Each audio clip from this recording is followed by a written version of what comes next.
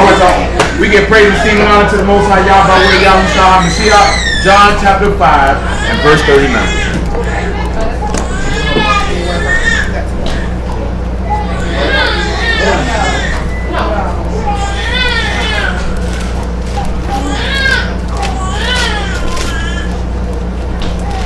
It says, search the scriptures, for in them you think you have eternal life, and they are they which testify of me, and you will not come to me that you might have life. I receive not honor from men, but I know you, that you have not the love of Alahym in you. I come in my Abba's name, and you receive me not. If another shall come in his own name, him you will receive. But let's look at Leviticus 23, because I know you don't know what you're doing. You might not be familiar with what you're doing, and why you're doing it. So let's look at Leviticus chapter 23. I mean, clearly this is your first rodeo, right?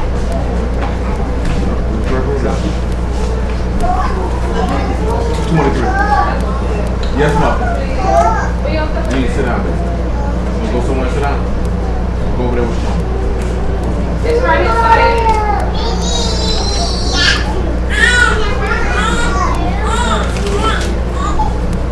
We're on Leviticus chapter 23 and about verse 23. And after that, Numbers chapter 10. And Yahuwah spake unto Moses, saying, speak unto the children of Yasharal, in the 7th month, in the 1st day of the month, you shall have a Shabbat, a memorial, blowing of trumpets, a Kadesh convocation. Say, you shall do no servile work therein, but you shall offer an offering. You know what's the chair? You said what? You know what's the chair? I'm saying you can grab that chair and bring it to the table. Somebody go get it. Grab that chair right down the wall. Little chair on the wall. Right down my chair. It says, speak unto the children of Yasharal, saying, in the 7th month, in the 1st day of the month, shall you have a Shabbat, a memorial, blowing of trumpets, a Kadesh convocation. You shall do no servile work therein, but you shall offer an offering made by fire unto Yahuwah. So this lets you know what servile work is, right? Work for a person. No servile work. That's what that means. You can't do it because this is a special day. Nevertheless, let's look at Numbers chapter 10. Some of y'all can remember last year got a little electric off Numbers chapter 10 last year. Got a little electric. William Murray is playing the rights. Then 10 and 1. Sorry, go sit down. I know it, but you can go sit down. It says, and Yahuwah spake unto Moses, saying, make thee 2 trumpets of silver of a whole piece, shalt thou make them, that thou may use them for the calling of the assembly and for the journeying of the camps. And when thee shalt blow with them, all the assembly shall assemble themselves to thee at the door of the tabernacle of the congregation. And if they blow out with 1 trumpet, then the princes which are heads of thousands of Yasharal shall gather themselves unto thee. What you think this means when he said if he blow with 1 trumpet, the princes which are heads of thousands of Yasharal should gather themselves unto you? What you think that would be? I'm talking to whoever.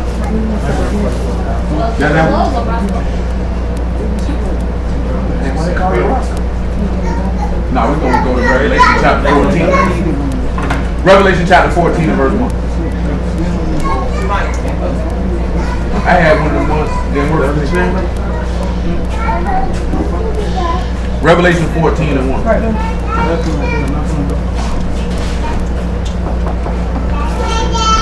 Where you around here with that Cliff Huxtable sweater on, boy?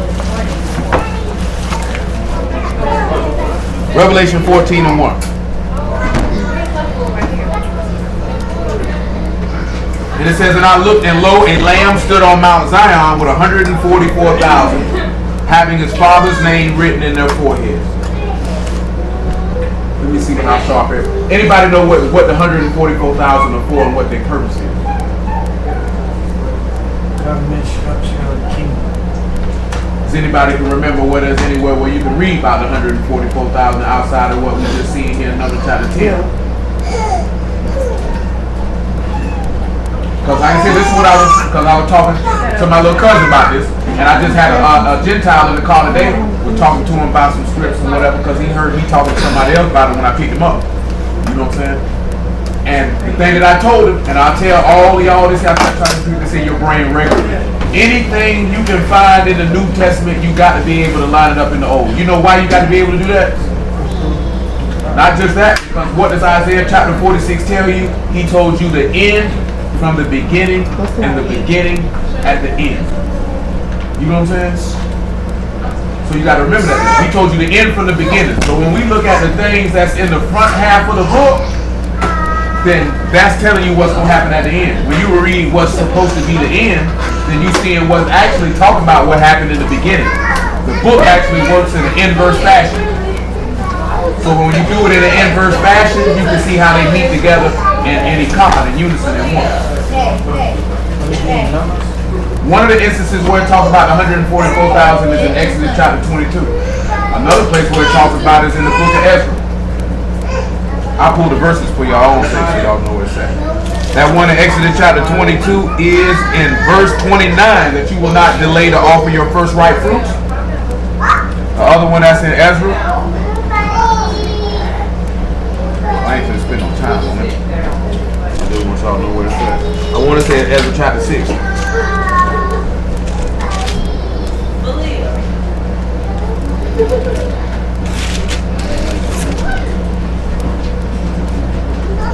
Actually, my bad. That's Ezra chapter 7. I want to say.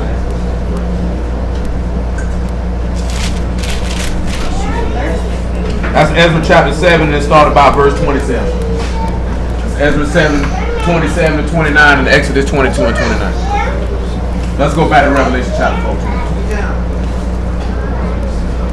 Now, and in this case in point, let's go back to what we were talking about last night too, or the other night. What is the significance about him saying that his name is written in their foreheads? No. Look at that again, right? He said having their father's name written in their foreheads. So why would this be important? You actually told Dog this is exactly what I'm talking about. They went back to Numbers with Joshua's son of Nun. Like what you told her, to back up what I told her. You know what you told her. You know what you saw. What did you send her? I need trigger words. Oh, what did you send her? You sent. Covenant? That's what that is. Now we're gonna show you. I'm gonna show why. Because there's a reason for this. Let's look at. First off, let's look at Ezekiel chapter 9. Ezekiel chapter 9. Get Ezekiel. No, I'm taking a different. I'm taking a whole different approach. I need you to grab Ezekiel chapter 9. I need you to grab Jeremiah chapter 32. All done. I get my phone ring. I ain't even gonna catch it.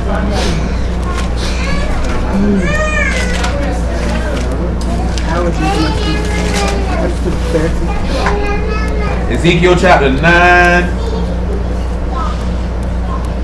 Pick it up at about verse 1, I suppose. And Jeremiah 32 will probably be about verse 13.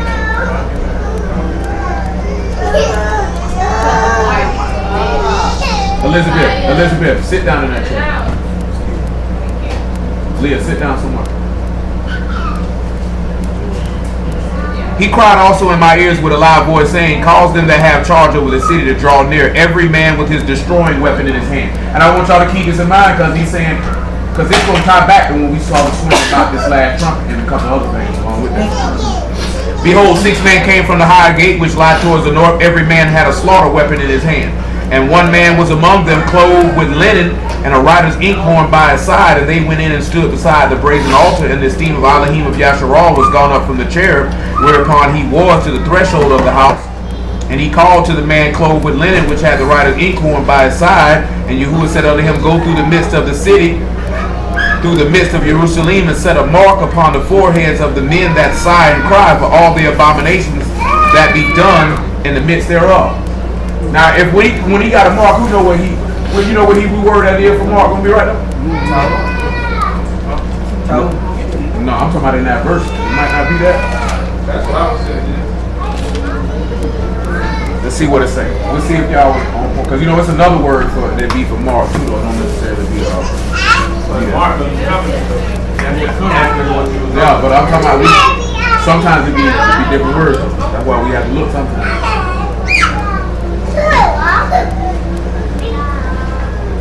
Let's see what word they got here.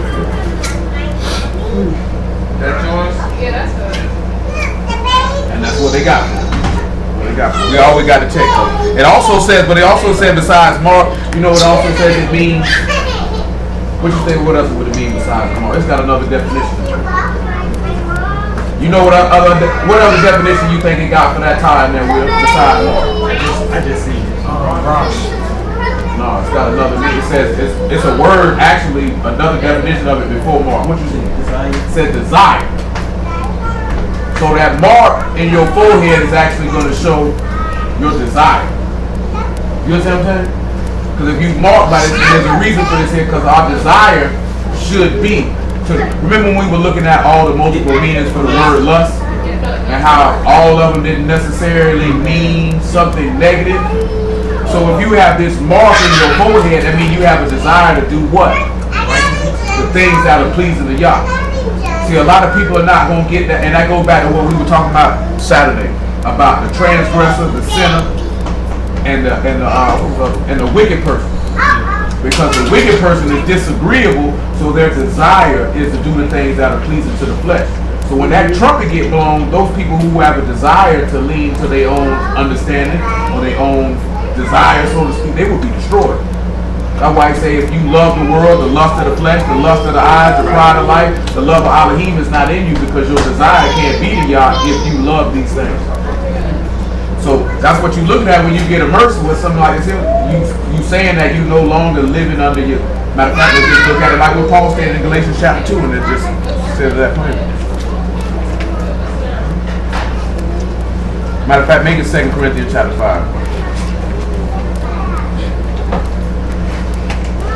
See, a lot of people ain't going to get to where they want to be able to get to, and that's 2 Corinthians 5 and 14. Because their desire is to really do what they want to do or justify themselves. Just like I ran across that little meme with the Proverbs 18 and 2 about most people want to just go by their own foolish opinion. See, you can have your opinion all you want, but what does this book say? And unfortunately, what many individuals do, when you tell them, okay, you make a point, where your book at for that? And they don't have none, they get mad. When you actually got book for your stance, when you having a conversation with them, they really mad with Yahuwah because their stance they can't fight against Yah. And they don't want to seem to be fighting against his word, so they try to say, I don't agree with you, when all you saying is what the word. That's all they did to the pastor. That's all they did to the prophet. That's what that white dude I had in the car today, he said that's what his pastor was talking about, the children of Israel, and how stubborn and disobedient they were, and how he sent his prophets to these people, and they killed them, mocked them, and didn't listen to them. You know what I'm saying? Because that's all we ever did. You know what I'm saying? We got to go ahead and get that fairy tale out of our head like we were just some righteous people from the time that we were birthed to this very moment, because we were not. You know what I'm saying? We were very, very disobedient people. It was only a small amount that were actually righteous and obedient. Only a small amount. And through every dispensation of time, there's always been a small amount. Can you imagine, we just looked at this a couple months ago, can you imagine how many people might have been living in Yasharal for only 7,000 men not to bow to neither Baal? Now how many of you people you think might have been living in the land at that time and only 7,000 men were not worshiping an idol?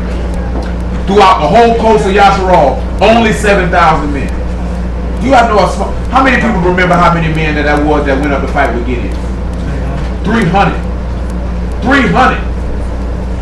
You know what I'm saying? When you go around, and then we already know about the flood, 8 people. You know what I'm saying? It could have been millions of people on the earth at that time, and he only saved 8. That's how small the number of the righteous always are. It's always going to be a small number relative to the large amount of the population. So we can't be walking around here thinking, oh, we are righteous, upright people. No, there were some righteous, upright people amongst that people.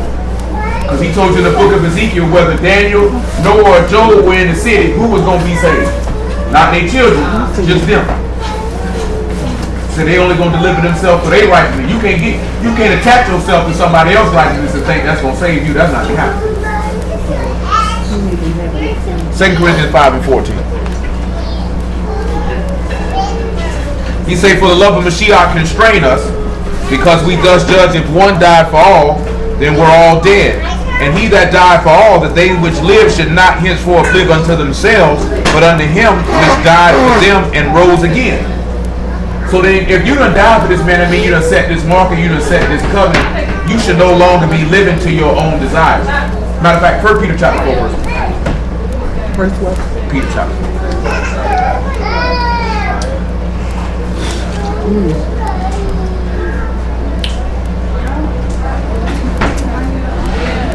1 Peter 4:1. For as much then as Mashiach hath suffered for us in the flesh, arm yourselves likewise with the same mind. For he that suffered in the flesh hath ceased from sin, that he should no longer live the rest of his time in the flesh to the lust of men, but to the will of Alahym. So if you got this mark in your forehead, then you should no longer be living to your own desires. Your desire should be to Yah. This is matter of fact, this is why the master say he that commits sin is what? A servant to sin. That's why he say he who you yield your members to obey is to whom you obey. So whatever you desire in your members that you lend that to, that's where your desire is going to lead. Matter of fact, praise the Lord. Genesis chapter 4, man, about virtue.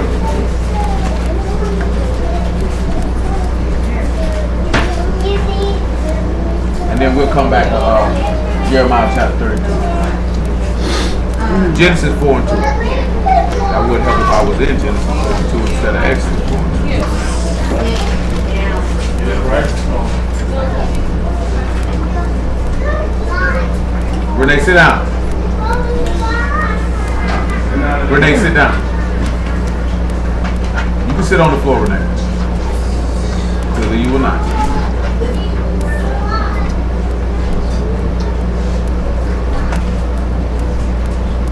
And she bare his brother Abel, and Abel, what verse 1? Adam knew Eve his wife, and she conceived and bare Cain, and said, I've gotten a man from Yahuwah. She again bare his brother Abel, and Abel was a keeper of sheep, but Cain was a tiller of the ground. And in the process of time it came to pass that Cain brought forth the fruit of the ground, an offering unto Yahuwah, and Abel he also brought of the firstlings of his flock, and of the fat thereof, and Yahuwah had respect unto Abel and to his offering. But unto Cain and to his offering he had not respect.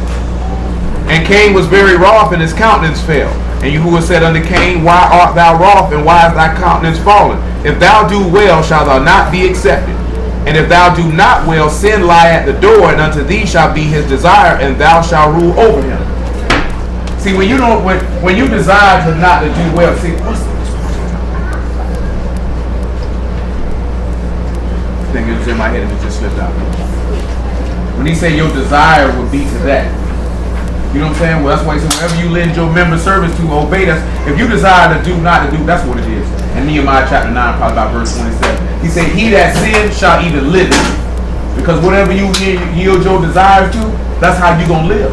If you live to fulfill the lust and desires of your flesh, then that's exactly what you're going to do. When you don't do well, and sin down lie right at the door. It's going to be right there waiting for you. You know what I'm saying? You're going to run and you're going to go out and do whatever. And everybody in this room know that, because some of you had desire to do a lot of things. And that's why you got yourself in certain positions you did in your youth. Even before then, because your desires took you over here. A lot of people have invested a lot of quality time with people and in places that they didn't even need to be in. You know what I'm saying? And it was behind your desire. You know what I'm talking about? It's a lot of dudes desire to run the street, and that's why they in a chain gang, or 6 feet under the ground, or smoking dope. You know what I'm talking about? Because, well, I can't even say smoking dope, because y'all some new age junkies. New age junkies. Now, what I'm talking about with the youth, like it's different now. Like niggas was smoking crack in our time. You know what I'm talking about? Or just like I seen a picture where it say, we used to listen to drug dealer music, now niggas listen to drug using music. You know what I'm saying? Like dudes is really junkies, and it's cool to be a junkie, and that's what people desire and want to be is they think it's cool to wear little clothes and be a junkie. You know what I'm saying? Carry purse. Shoot, them niggas do got some more education.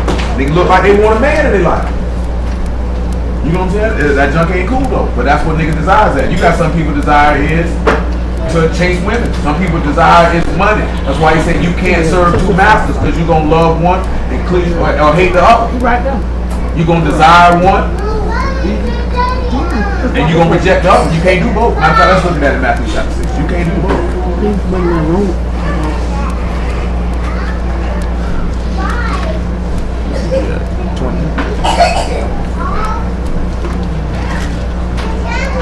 Matthew 6 and 24. He said, no man can serve two masters, for he will either hate the one and love the other, or else he will hold to the one and despise the other. You cannot serve Alahym and Mammon. If you know what it says in Psalms 97:10, it says the same thing in Amos. He said, ye that love Yah, hate the evil and love the good. So if your desire is to do sin, then consequently, you going to hate doing right. Because your desire is to do what is evil in the eyesight of Yah, so you going to hate what's right. So when you see a lot of people kick and fight against the word, even people who claim they in the word, is because they hate what's right. You know what I'm saying? Those that love what's right hate what's wrong. This is why David said in Psalms 139, those that hate you, I count them as my enemy. Because he hate anything that's against Yah, because he hated in his own life. That's why the master says you got to hate your own life also. So if you want to be delivered, you want to be saved, you want to mark in your forehead, then guess what you got to do? You got to hate the evil. You can't sit back and say you love Yah. Look how people say, we sin. You can still sin like you love God. You can cheat on somebody and still love them. That's asinine. If you love somebody, you're not going to cheat on them. So if you love Yah, you ain't going to cheat on him because you cheating on him with the devil or whatever false idol you serving when you go outside his will. You don't love him. And that's how he look at it. There's no gray area. Well, I know it's hard. His heart meant good. No, he'll say you hate me. So therefore I will kill you. Because you know what the law say? I pay you back to your face. He said, everybody that hate me, I'm going to pay you back straight to your face. And how you think he going to pay you straight back to your face? Because you're going to meet Hamashiach dead on. He going to look you right in your face before he kill you. Everybody gonna come before that throne. He gonna look you right in your face before he kill you. I'm gonna pay you back myself. That's scary, don't it? No. You should be scared for having penance with you. No, I got a question. So that means like if you got a friend and he gay, you shouldn't hate him. If you got a friend that, number one, you dead wrong if you were righteous hanging with faggots. Okay. No, he don't even say hate. Like he say he hate the wicked every day. That's what the word say. He say he hate the wicked every day. See, that's words of men when he say he hate the sin but love the sinner. No, that's what he say. He say he loved us enough to die for sinners. But if you choose to stay one, that man utterly despises you. You know what I'm saying? And now for somebody who's a homosexual, he literally despises you because that is an abomination. So he finds you detestable. But not even a punk though. He finds those that sow discord detestable. He find those that bear false witness detestable. He find people who have wicked imaginations detestable. He find people who have feet swift to run into mischief detestable. There's many other things he finds detestable on top of that. If you have anybody that has an unjust way and an unjust balance, he finds them detestable. He finds all unrighteousness an abomination.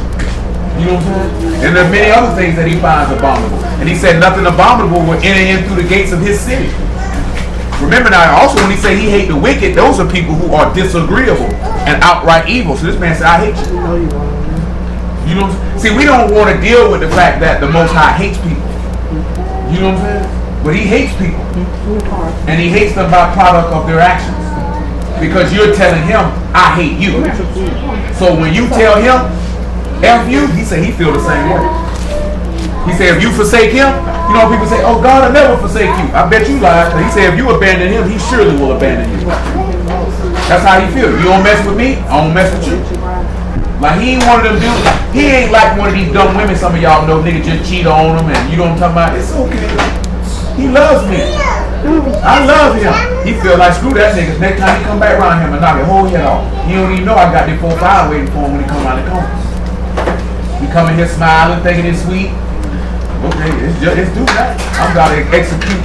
That's how our forefathers felt. They felt like he would never put us out the land. You know they had to feel like they wouldn't. Cause what did we just read with King Josiah? They found the book of the law. These niggas didn't even know they were gonna have to get put up out of here. They didn't know. So guess what? So if they didn't even know they were gonna be put out, that means they were living any kind of way for a long period of time. They were living any kind of way for a long period of time. Ain't nobody care to think about nothing. Shoot, it's alright, shoot. They were doing, like I said at the end of the book of Judges, we doing what's right in our own eyes. And that's why people live that now. We're going to do what's right in our own eyes. It seemed right to me. I'm going to do it. But guess what the book tell you in Proverbs 16:25? There's a way that seems right unto a man, but the end thereof are the ways of death. It might seem like it's right, but you're going to hell for it. That's why you always got to watch a nigga that say I feel, or try to slant something to make it line up with what he want to do. But he trying to do what he want to do. He trying to do what y'all tell him to do. You can do something and think it's right and go straight to hell. And guess what y'all gonna let you do? Keep walking right on that way. So we just had that conversation the other day. We done went over this before. This man will give you exactly what you want, just so you can see what the end of it is going to be. Let's see how that work out for you. Let's see how that work out for you. That's what you want, especially. But before he give you what you want, he give you an out. He warns you and he gives you an out. Did he not do that with everybody? This man, before he let you get smashed, he warns you and he gives you a way to repent, to turn away from it. But if you continue to go after it, he said, I turn you over to it and let you have it. That's what he did to Saul, isn't it? That's what he did to shoot. That's what he did to what his name is? That's what he did to Ahab, ain't it? Ahab wanted, you wanted that man land? Well, go ahead and have it. Go ahead and get that. You go. So he's not gonna not let you have it. And what happened to all the niggas? He died. He's not gonna not let you have it. He died. So you have to think about it. He's not gonna not let you have it. He's gonna give it to you. He gonna give it to you. If matter of fact, what is that? Go to Psalms 81. Is it Psalm 81? Let's look at that for him. Psalm 81. I'm getting a little off track, but y'all will. I can bring it back. Oh yeah, he'll give you what you want. That what you want, he let you have it. Well, y'all don't play no games. Psalms 81 and 10. Y'all do not play no. See, y'all this is how you know he black, because that's what black parents do. You know what I'm saying? That's what you want to do that? Well, shoot, go ahead then, nigga. But when you come back around here pregnant, I can't help take care of that child. When you get locked up, don't call here collect. You like to see it? You want to run the street? Nigga lock you out, tell you live on the street. When you like to see it, when they get talking about, you got a collect call from, they hanging up. Cause that's what you wanted to do. So when them niggas knocking on your cell door talking about I put a whole Snicker bar on your bump and you done ate it, I want it back home, don't call me. Yeah, you don't know what that means, though. You know what that is? I'm sure. Nah, this is what they used to. This is what they used to do, nigga. This is what they used to do. Nigga put a moon pie on your bed. You thinking a nigga just looking out for you. So you done ate the moon pie. So a nigga come back like, hey bro, I need that moon pie. You be like, bro, I done ate it. I give you another. Nah, nigga say, nah, I don't want another. I want that one. You know what I'm saying? Yeah. So you either finna go to the boom boom room or you gonna have to put hands on that nigga. You know what I'm saying? That's old. Huh? Well, bet you lied, cause nigga put something on my bump, boy. I'm like, see, I'm gonna throw that in the middle of the door. Whichever one of you punk nigga tried me like that, boy, meet me up under the stairs. I ain't nobody homosexual. You know what I'm talking about? Hey, nobody homosexual. You just disrespecting me. Yeah, that's disrespect. If a nigga do you like that, a nigga think you sweet. But if you don't eat the moon pie, what you gonna do is, whichever one of you whole nigga put this on my bunk, nigga, meet me under the stairs. Yeah, you gotta be there on the stairs. Yeah, you gotta be there on the stairs, bro. but you can't not eat the moon pie. Ain't nothing about no not eating it. A nigga, whole nigga meet me up on the stairs. You the nigga just tried you. That's old booty game. Yeah, that's old booty game. Yeah. Y'all seen how hot Davis? You seen them little videos he be making? This gonna be a free guard. Guard. That's what you gonna be in there doing. You put them hands on that nigga. Psalm 81 and 10. Matter of fact, make it 8. He said, hear, O my people, and I will testify unto thee, O Yasharal, if thou wilt hearken unto me. There shall no strange God be in thee, neither shalt thou worship any. Keep that in mind. You heard what he said? There shall be no what in you? Neither shall you do what? Worship any strange. Keep that in mind about this mark, because I promise to you I'm going to tie it back. I promise to you I'm going to tie it back. He said, I am Yahuwah Alahym, which brought thee out of the land of Mizraim. Open thy mouth wide, and I will fill it. But my people would not hearken to my voice, and Yasharal would none of me, so I gave them up unto their own heart's lust, and they walked in their own counsels. He let you have it. He let you have it. Yeah, Romans 1. He says, since you didn't like to retain Alahym in your knowledge, I gave you over to a reprobate mind. So guess what he told you? And he told you that in Proverbs chapter 1. He said, when I called, they didn't answer. So when they fear come, I'm a mock them. And he said, they gonna seek me early, and they not gonna find me. And they gonna call on me, and I'm not gonna hear. Because since that's what you wanted to do, and you didn't, because before he do that, he warned. Like, he just don't say, oh, I'm gonna let that nigga have that. You heard what he said. They would not hearken to my voice. They wouldn't have none of me. So I gave them up to what they wanted. And he lets you direct yourself and follow your own advice, which means you on your way to hell. You have to pay attention to that. And you got to realize something. These are people who he talking about who thought they were serving the living God. Not no Christian, not no nigga off in the world, but a nigga talking about, hallelujah, I serve y'all. I keep the Sabbath. I don't eat pork. Them niggas. I'm just being honest with you. Now, y'all got to start registering that stuff in your brain and stop looking at it how niggas try to frame the word like stuff about Christians. You know what I'm saying? Or stuff about Gentiles. You know what I'm talking about? This stuff about us. Because it was the same people you descend from was sitting in there every Sabbath day listening to that word and going right back up out of there talking about, oh no, cuz I'm finna go sleep with my neighbor's wife. Because I'm talking about Jeremiah chapter 7. He said everybody made after his neighbor's wife. Say everybody was around there killing his brother. So you around here going in a woman while she on in a time of uncleanliness. You're messing with punk. You seen that man? You just read the other day where this man had to clean the sodomites out by the temple. These niggas selling booty at the temple. And guess what everybody doing? Watching them. Ain't nobody saying nothing. There wasn't no Christians out there watching these niggas trick. We saying that. Am I lying though?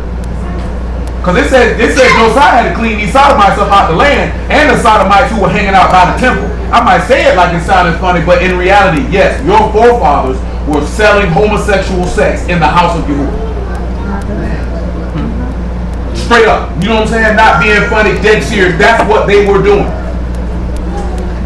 You know what I'm saying? Your daughters were out there selling their bodies for a vow and an offering. That's what they were out there doing. Give me a little, you know what I'm saying? Let me hit a little something so I can get an oxen in here. And offering it to y'all like, he gonna take it. That's what they were doing. You gotta wrap, if anything you supposed to wrap around all this stuff we've been looking at with these kings and the split of that kingdom is how wicked this people is. Cause that's what I told that white man today. You would expect the Gentiles to be wicked. They ain't have no word. You had the word and went against it. So what type of punishment you think you should get? You think we're gonna bust Elizabeth upside her head for being backwards before you bust out upside her head? Elizabeth don't got the rules of my house. You do. So I'm upset with you. I expect that nigga to act like that. I didn't give him these rules. You know what I'm talking about? Look how these white folks act. Nigga to my all white people gated. That's how they supposed to act. That's how they been acting. Them Africans been worshiping dogs and getting swallowing cow urine. They been doing that. Them Hindu people been worshiping elephants. They been doing that. But you had to live in God. You seen the miracles. Your ancestors seen them come down off the mountain, the thunder, the lightning, the earthquakes, and all that, and turn right around and made a golden calf and said, "This is my God." You know what I'm saying? That's what they did. Before they had a good chance to be in the land, a good 45 minutes, you got Benjamites knocking on the door talking about who that man is. We want to know him. No, Bruce don't like to talk about that. You knew that? You knew about that story? About them Benjamites beating the door down because they want to sleep with a man. And they had to actually give them a woman. They didn't even want the woman. See, we don't want her, we want him. See, Bruce don't like to talk about stuff like that, do it. Don't make her look good. We royal people. That's a lie from hell. You're some wicked people. Only a small amount of you was just and upright. Only a small amount of you carried yourself like kings and priests, like he said. Only a small amount. Yes. You want pizza? You want cookies? I have no control over the cookies. So Yama said you had a cookie, therefore you can have no more. Go sit down. No, Julio. Where we at? Just hit me. Jeremiah 32 and 13. I didn't want y'all to know. We done dealt with that before, man. I don't want none of y'all to get flipped, bro. You always gotta have in the back of your mind. If you know that you finding yourself drifting outside this man way, chasing after stuff you ain't got no business, you better turn around and run back from it, because eventually he gonna get you.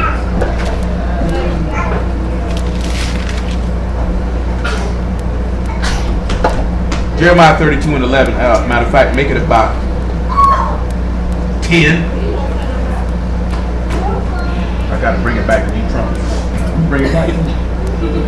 He said, and I subscribed the evidence and sealed it. Hold on, and took witnesses and weighed him the money in the balances. Now I'm gonna ask y'all a question, because somebody really told me this today. What do you need to establish a matter according to our law and our custom? What you need? Anybody know what you need to establish a matter according to our law and our custom?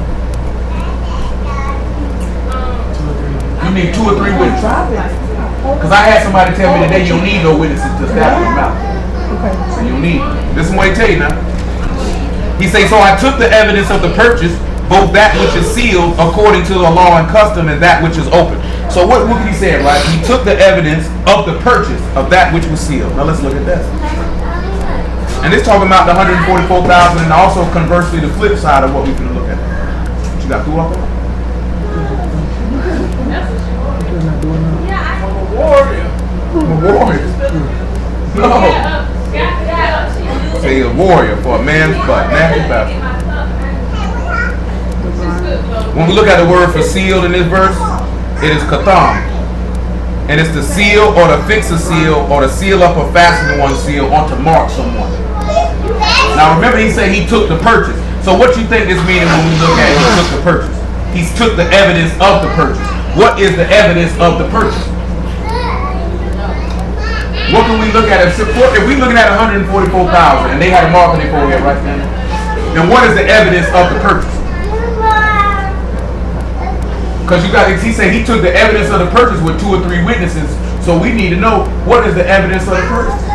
Who are the 2 or 3 witnesses to back up the purchase? The evidence of the purchase when they came out to the garment that he left in there.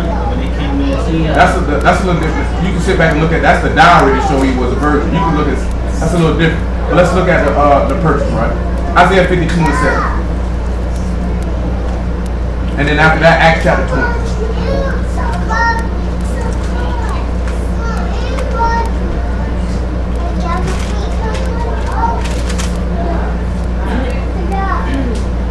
I'm back. My bad. Verse 3 actually. Isaiah 52 and 3.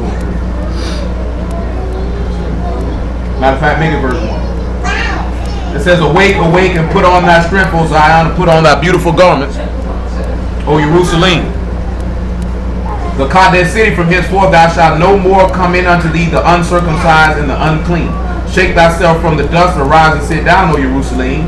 Loose thyself from the bands of thy neck, O captive daughter of Zion. For thus saith Yahuwah, you sold yourselves for naught, and you shall be redeemed without money. So what would be the evidence of the purchase? Let's sit back and look at it. Let's look in the law. Who knows in the law where it talks about the evidence of a purchase? And I'm looking for something specific. Matter of fact, I'll narrow it down for you. No, I'm talking about I'm going to narrow it down what I'm looking for. Moses got 2 songs in the book. Who know where the 2 places at where Moses got a song? Exodus 15. And he got another place for a song. Chris. Yeah, Deuteronomy 32 and Exodus 15. What I'm talking about where it talk about a purchase is in one of them 2 chapters. Which one you think it is? Think about Passover with the blood And you would be correct. And you would be correct. Let's look at that. Exodus 15 and 13.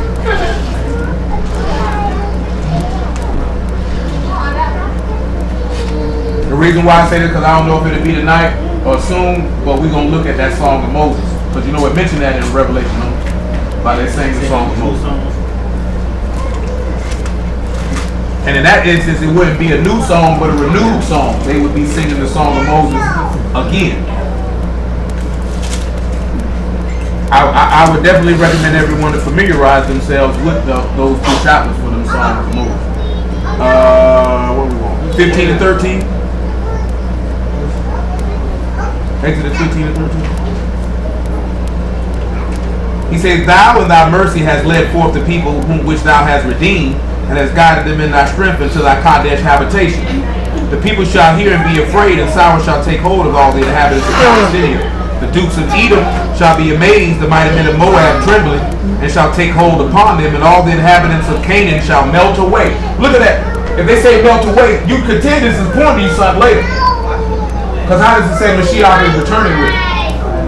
He's going to melt them away. He say, fear and dread shall fall upon them. By the greatness of thy arm, these shall be still as stone, till thy people pass over, O Yahuwah, till the people pass over which thou hast purchased. Remember he said he redeemed you out of the house of Egypt, right? The house of bondage. What did he purchase you with to get you out of Egypt? Blood. You know what I'm saying? Because that's what I was asked last night. What was the dowry that Yahuwah paid? What was the dowry that y'all paid to get you out of Egypt? It was the firstborn was the dowry. That's what he paid for to get it right. Firstborn in Egypt was the dowry that was paid to get his wife.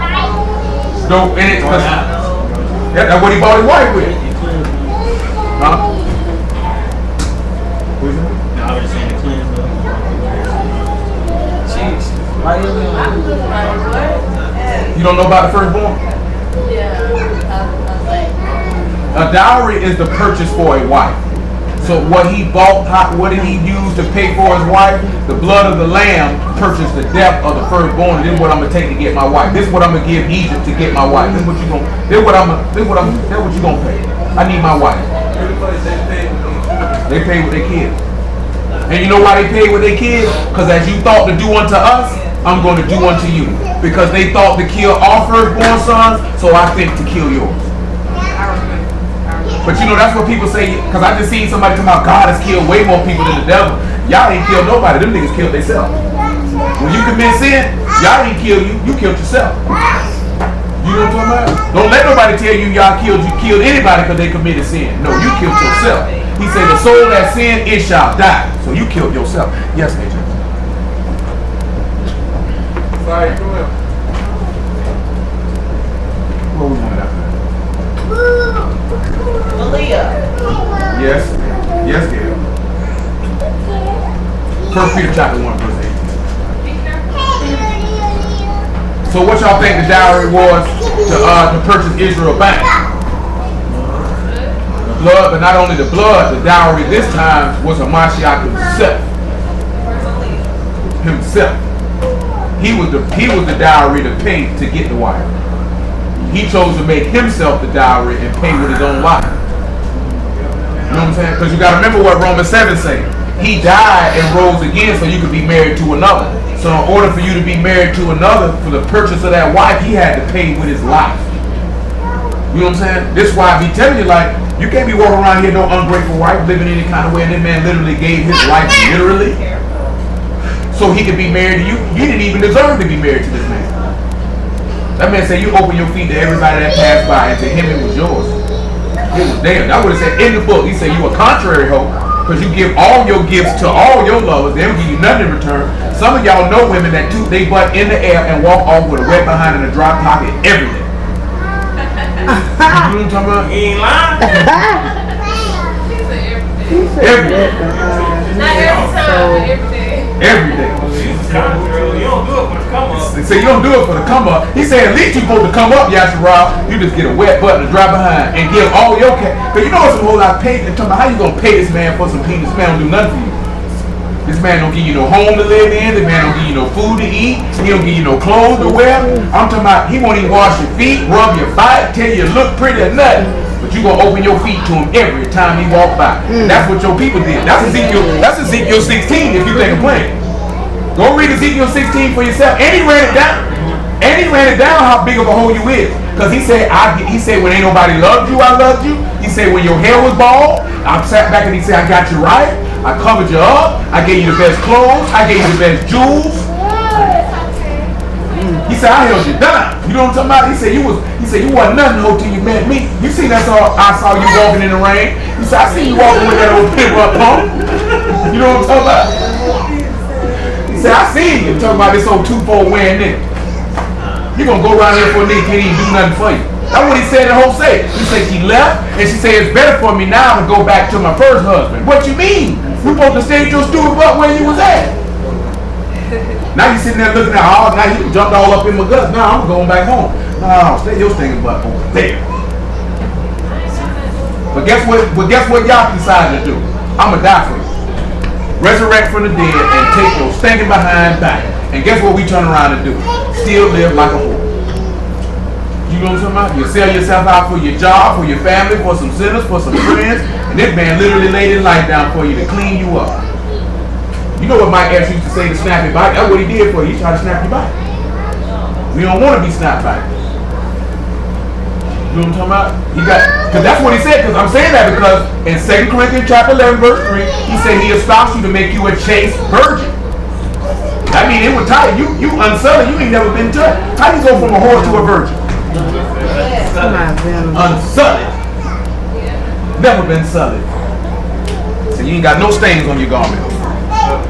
1 Peter chapter 1, verse 18. You weren't ready for that word, huh? That was nice. I done said it before. I know. Time. That's what them old people say when you young girl like niggas like you. Some of y'all young, hot to tell, jumping out of windows of high school, chasing after young boys. You said jumping out of the window. How many? I never jumped out the window. Some y'all done said, you were hot to tell. Everybody that jumped in the window jumped out. Jump Cause I'm trying to tell, cause I put it this way. Ain't there one of you niggas in here? How many of y'all? I put it this way. I'm gonna ask this question. Hey, anybody here? How many of y'all was still were in your teens when you lost your virginity, or when you were a teenager? He said what? Because if you lost your virginity as a teenager, you were hot and tail. Oh, what's a teenager? What's it? You are Kelly, nigga. Justin Teenager. She's talking about what's a teenager? 13 to 19, nigga. You sounded just like him. What is a teenager? What's If you lost your virginity in your teens, you were hot and tail. outside of high school? I wouldn't care what you wore. That's why you got them satin rolls on your head. Hot and tail. You were letting them be known. They ain't on my butt, they on my head. I'm ready. You open that door. I just walked in. She ain't right.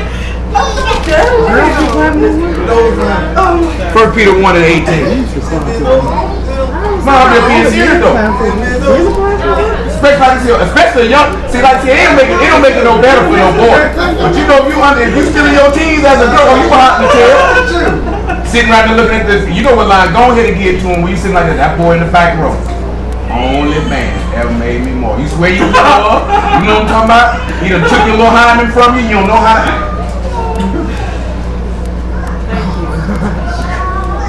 See, some of y'all having flashbacks too. Like, I know I should have slept with that nigga. I should have waited.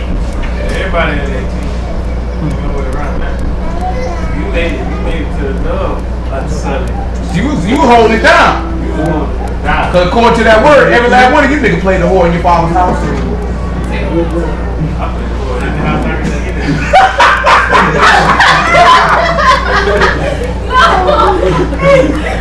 I mean, well. No, because the reason why we asked it, because that's what I'm saying. Because I want us. The reason why I'm using this terminology. Check this out. The reason why I'm using this terminology because I want you to actually frame your actual behavior to see that that's how he described us as a people. And if you can sit back and look at how your behavior was and how you can look back at it now, then you should be able to look back at your ancestors' behavior and see how he felt. Because imagine if your parents knew all the stuff you niggas was out here doing. You know what I'm talking about? Some of you was around here candy licking. You wasn't gonna tell your mom and daddy you were doing that. And some of you were bobbing for apples. You wasn't gonna tell your mom. Kiss your mama with that mouth. Kiss your people with that mouth. Oh wow, this guy. Bobbing for apples. Kissing them all on the lips and the teeth. I don't know what you been doing.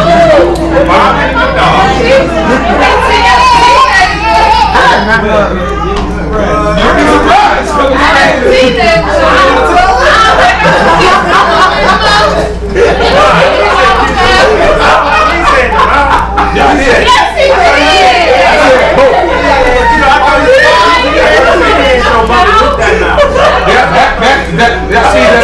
I said all three of them. And then you got some of the worst of you young girl hot in your tail who around here bobbing for apples with another dude and they gonna kiss your nigga in the mouth. You in middle school still kissing your nigga in your mouth. Nigga, if you in elementary school still kissing your nigga in the mouth. I'll let those Nah, ain't no for me. Don't you bring your big rusty behind over here kissing me in the mouth, boy. You better get your black behind over there. You 10 years old, nigga. I don't know what you've been doing. Y'all have been digging for I will. 1 Peter 1 and 8. That's how they did.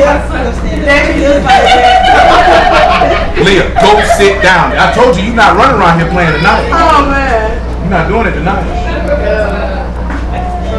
For as much as you know that you were not redeemed with corruptible things as silver and gold from your vain behavior received by tradition from your fathers, but with the precious blood of Mashiach as a lamb without blemish and without spot.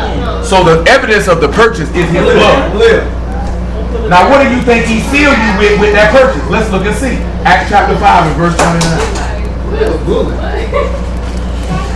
She plays with Michael. That's so true. Did you see how calm she said that? That's so true. She plays with Michael. Put your dress down. Because Michael is rough. He is rough. He is rough. We used to catch him. See, back in the day, Michael used to hit the churn and run. They'd be crying. He'd be like, well, I know you done did it. I'm going to catch you. I called him one day. Yeah, one day he did say, yeah. That's what he did. But that's how he used to look, though. Acts 5:29. And then Peter and the other apostles answered, we ought to obey Alahym rather than man. The Alahym of our fathers raised up Yahushua, whom you slew and hanged on a tree. Him have Alahym exalted with his right hand to be a prince and a savior, for to give repentance to Yasharal and forgiveness of sins. And we are his witnesses of these things, and so is the Ruach HaKodesh, whom Alahym hath given to them that obey him. Remember that Romans chapter 8 tell you that whoever have the Ruach of Mashiach don't have it, you don't belong to him. So if we look at that, the purchase, the evidence of the purchase is the Ruach HaKodesh. Well, the Ruach HaKodesh is present is evidence that Mashiach bought that individual. That's why he say if you don't have it, you're none of his, because without it, there's no evidence that he purchased it. Does that make sense? There's no witness. Because there's no witness. Which goes to what you gave dollars talking about this here. He told you in the new covenant, where would he write the Torah? Hold on, first and foremost, with the first covenant, what did he write it on? Stone. And how many tables of stone did he write it on? And how many sides did he write it on? On both sides. And he wrote it with whose finger? His own finger. And then what was that covenant sealed with? Blood. So then you come to the new covenant. How did Yahushua institute the new covenant in the same fashion that the Father did? How did he do it? Who knows how he did it? Because clearly, did he come down with 2 tables of stone? He was the word made flesh. So if he was the word made flesh, what does the book call Yahushua? What does the book say he is? He said the builders rejected something. What was that they rejected? Stone. So he was the stone. So how did they write the covenant on the stone with him? We just read it in Acts chapter 5 and verse 29 and verse 30. They said they did what to him? No, what did they say they do to him? They slew him and hanged him where? On a tree. So what they took because remember what Isaiah 49 said, he said, I can't forget you, you're inscribed on the palms of my hands. So when they took that nail, that was them writing that's the same token. They wrote the covenant on the stone.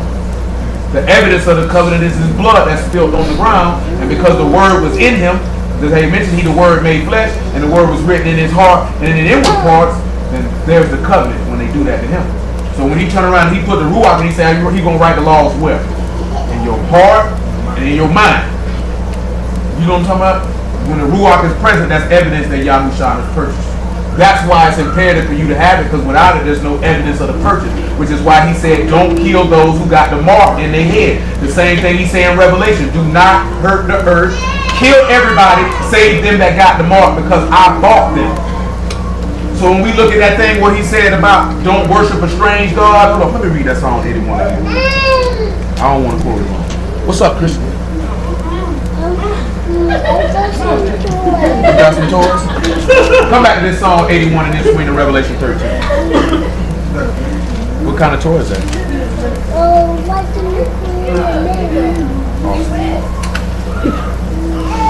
He said you were no strange. So what do you think he said when no strange God can be in thee? Because how can a strange God be in you? You put the desire to that strange God in him. So now let's turn around and let's look at Revelation 13 and let's see how we can line up. That's why he said the guys could be their belly too. The guys could be their belly. Yeah, see, that's a different token.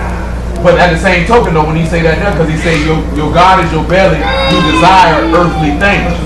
So this is the evidence of a strange God being in you, because this is a God whom your father do not. You know what I'm talking about? Because you serve in something that Yah hasn't ordained and set up. So let's look at Revelation 13.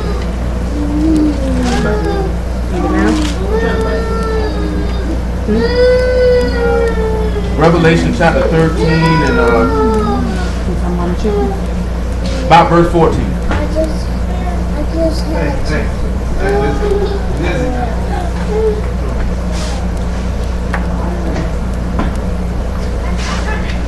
And he deceived them that dwell on the earth by means of those miracles which he had power to do in the sight of the beast, saying to them that dwell on the earth that they should make an image to the beast, which had a wound by the sword and did live. And he had power to give life unto the image of the beast, that the image of the beast should both speak, and cause that as many as would not worship the image of the beast should be killed. And he caused all, both small and great, rich and poor, free and bond, to receive a mark in their right hand or in their foreheads, that no man might buy or sell, save that he had the mark, or the name of the beast, or the number of his name. Well, who remembers what that's at in the law about the mark in the right hand and the forehead? Like I said, it's a numbers. What in the Mark on what? Oh, in the law? Deuteronomy. Not in Deuteronomy. They say it's Psalm 28. In the right hand and in the forehead. It's in the law. We done dealt with it before. He said Yes, exactly. and it said something between your eyes and with your right hand. Yeah, that's something that, but that ain't that mark. Let's get Exodus 13 because nobody remembers. So get a hold of your life. Because your life ain't that bad. Exodus chapter 13, let me make sure I got the right spot. I don't want verse 1 though.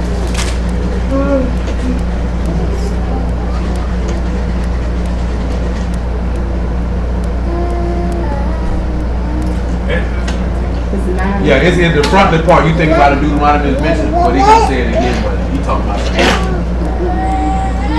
He did use that terminology. 13 and 15. He said, it came to pass when Pharaoh would hardly let us go that Yahuwah slew all the firstborn in the land of Mizraim, both the firstborn of man and the firstborn of beast. Dang, I ain't even see the call drop. My bad. Deuteronomy said the same thing in verse 16. Yeah, but I don't think he mentioned that sacrifice in that.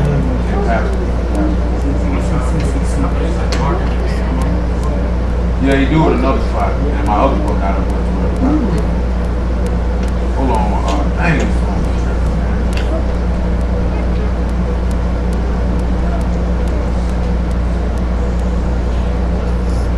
Hold on 1 second.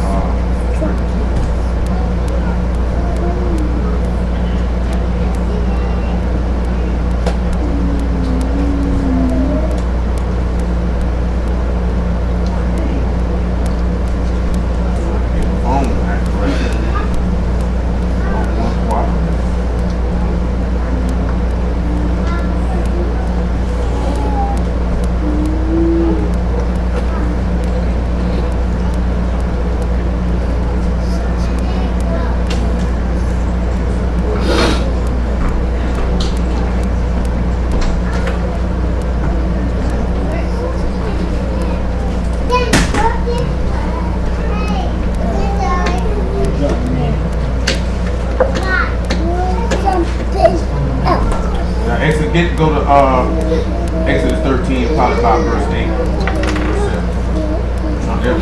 All right, I got you now. Hold on.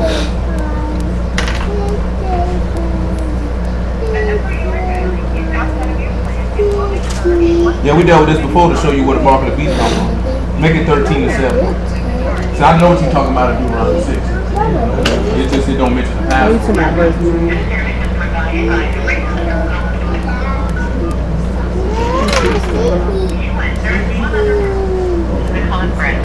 The reason why it's relevant for the Passover is what did we deal with when we dealt with the beast? What is the beast going to be trying to mimic?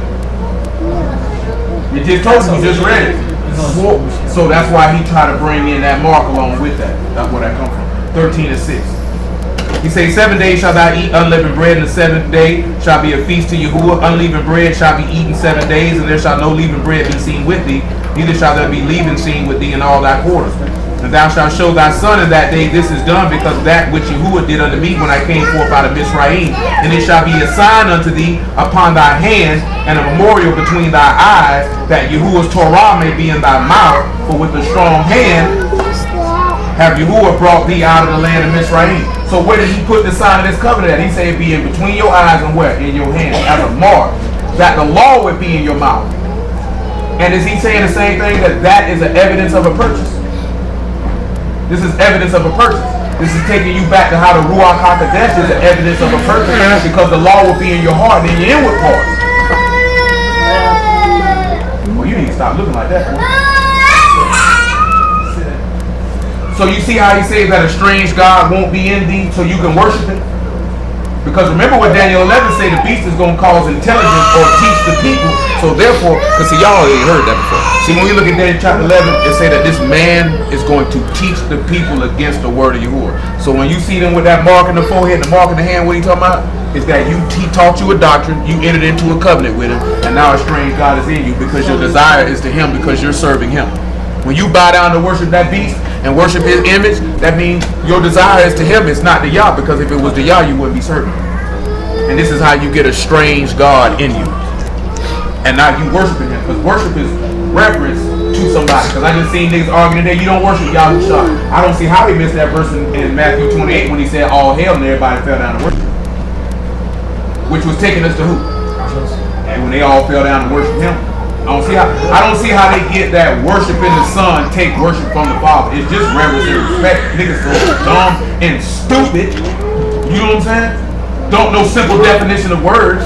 But some words I'm just in this here because worship is just reverence and respect. Just simple definition. The same way we were talking about covenant is just a contract. That's all it is. You know what I'm saying? It's nothing difficult. You know what I'm saying? You gotta have written evidence. It's like this is what we were talking about, right? If you say you married a Cali without a contract, without a marriage, without a covenant, then somebody can come take her and say, that's my wife now. And you say, no, that's my wife. Prove it. Because it's in my heart. Because everybody around here knows that's my wife. There's no evidence to prove that's your wife. She's my wife now. You know what I'm saying? No, that's what we were told. Is that not what we were told? No, you wasn't there. I'm talking about some who were literally told. What, somebody told you that? People be like, it's in my heart. Yeah, they said the covenant's in my heart. But a nigga sitting back looking at that's your wife. That ain't your wife. You ain't got no paper shoot. She my wife tonight. Guess what? She going with him. And you sitting there crying. You had some extra. But in ancient times though, if you ain't had no proof to prove that was your wife, they were taking your wife. You know what they was doing as late as 1945? If you couldn't prove as a black man you had a job in America, they sent you to prison to be a slave. You know you ain't had no pay stubs and no paychecks back then, so you couldn't prove you had a job. Slavery you went. Y'all didn't even know there was slavery all the way to 19. Nobody talk about that. Slavery all the the chain gang? No. Like slaves? Slave. 1945, it stopped in 1945. If they wanted a will and say, sir, do you have a job? He couldn't prove he had a job. They turned him into a slave. Okay. You speculated for all the niggas who were sitting in that jailhouse like they said cleaning the lawn. Long day in a chain gang. Around here breaking rocks. Stinking crack. What about something that? Golly, boy, they something that. You talking about 1940, what is it, 2017? So you talking about 72 years. You thought slavery ended in 1865. Well, they was enslaving niggas all the way to 1945. And you know why I saw this information at? The most unlikely place ever. A PBS special. They aired it on PBS. Well, we didn't watch it live on PBS, but we watched it. Yeah, that's what we seen the PBS special on YouTube when it was a PBS special. Matter of fact, if I'm not mistaken, the name of the documentary is called Slavery by Another Name, if I'm not mistaken. I watched that.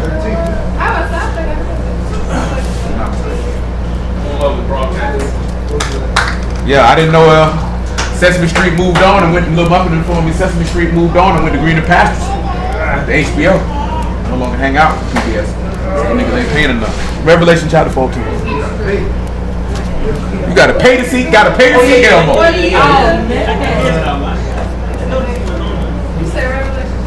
Yes, ma'am. This nigga walking over here like he got dope. You can't get rid of the man boobs eating all them cookies, boy. He don't want to say he told me he had a man boob workout he trying to get rid of. That's what they call him. I seen a nigga in the gym the other day, boy. William was sucker for a cookie. You a sucker for a cookie? Absolutely. You like all cookies? I didn't want to know you like that. That didn't sound right. You know it's moist cookie. I ain't never heard of cookie being moist. Absolutely. Wait till that cookie out A there. little warm and chewy, not a little moist. Heard the cake being a little moist. They say the chocolate macadamia cookie, the only cookie that made you moist. Oh boy. And then more cake. Yeah, I've never heard moist cookies. I heard warm and soft and chewy. That nigga said them cookies was good and moist. Nasty bastard. Why you got all the children on? I was just thinking that. Which is why you got. I just want it warm and moist. Nasty nigga. Revelation 14 and 2, man. The children ain't, so we don't want to be too vocal. Like they ain't never heard it before. That nigga that crazy. I wonder what he talking about. One day they gonna ask, Daddy, what's moist? We gonna look at your face. Oh, you gonna hit him with that Chris Rock? What's the deal? Hopefully, son, you see more of them when you get older. He said, I heard a voice from Alahym as the voice of many waters and the voice of great thunder, and I heard the voice of harpers harping with their harps. And they sung as it were a new song before the throne and before the four beasts and the elders, and no man could learn that song but the 144,000 which were redeemed from the earth. So we good on that. Let's come back to number chapter 10. Maybe we kind of narrowed that down. Those cheap. Because when you notice, when you look at Revelation 14, you know it's the process of he done already blew all the told you what happened when he blew all the trumpets. And then it's like aftermath come later. Because Revelation 11 tell you when he blow the last trump what go down, but then you go to Revelation 12 where the people getting persecuted. And then the beast get his run. And then Revelation 14 tell you about when the Mashiach come back in a little bit. And then Revelation 15 going to something else. And then 16 talking about something else, about Babylon. And then 17 talking about the whore. I'm gonna throw something out we ain't gonna deal with it tonight. Brother, I was kicking it with my homeboy. Kicking it with Quad. Quad caught a mean catch. Let me see if you see it. He called him. I told him. I ain't tell nobody what it was. I just said, I see you, boy. He said, I asked D what you think that means. When you got Rachel riding on that camel with them idols up under that camel, what you think that would be pointed to in the book of Revelation? You asking me? Yeah, man. Because I know you like Rachel. Out of all people, you asking me? We'll say you know it. I'm just saying, like you said, me, to see if you can just think about it, right? That's why I narrowed it down to the book of Revelation, because these two already seen it. You seen it? Well, Sam's seen it, because he knows what I'm talking about. You got Rachel, right? She took all her daddy's idols, right? And she was riding on the camel where she hit him at, right? So you got a woman riding on the beast in a time of uncleanness, because she said she was on her cycle. So when you look in the book of Revelation, what would that be parallel? Yeah, with the horror. I ain't hear nobody say that. Oh, I mean, it sounds like that's basically what you said. The whore ride on TV. Yeah, the horror of That's Babylon. what you said. The horror of Babylon. You know what I'm saying? We'll deal with that. I get you. That makes sense. Then you know Revelation 18, he's talking about the destruction of Babylon. Then Revelation 19, the master come by. But in Revelation 11, at the end of the seventh trump, he done already told you the master coming by. Shoot, in Revelation 6 with the last seal, he done told you the master was coming by. You know what I'm saying? So a lot of the stuff don't necessarily be in chronological order. So You said it is, but it's not. Numbers chapter 10. For Alicia and Callie, we looking at Numbers 10 because Numbers 10 give you the basis of what memorial blowing the trumpets is. Because when those trumpets are blown, they signify something. Each time you blow on them, there's certain blows that pause to know certain things.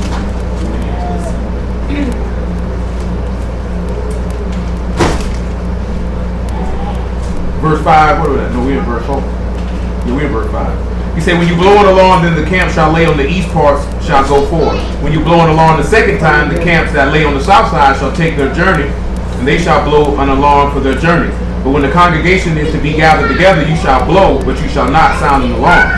And the sons of Aaron the priest shall blow with the trumpets, and they shall be unto you an ordinance forever throughout your generations. And if you go to war in your land against the enemy that oppress you, then you shall blow an alarm with the trumpets, and you shall be remembered before Yahuwah your Alahym, and ye shall be saved from your enemies. And also in the day of your gladness and in your solemn days, And in the beginning of your months, you shall blow with the trumpets over your burnt offerings and over the sacrifices of your peace offerings, that they may be to you for a memorial before Yahuwah your Alahym. I am Yahuwah your Alahym. What do you think that blowing with an alarm with the trumpets to cause us to be remembered before y'all? What do you think that would be? See, if you would have sat down, you wouldn't have fell on your face. What was the question? I don't know if he was doing anything. I just threw that out there and I seen it fall. What do you think that means? He said when you blow an alarm, when you are being oppressed by your enemies, you will be remembered. Let's look at Zechariah 13 and let's see. That's a 9 and 5.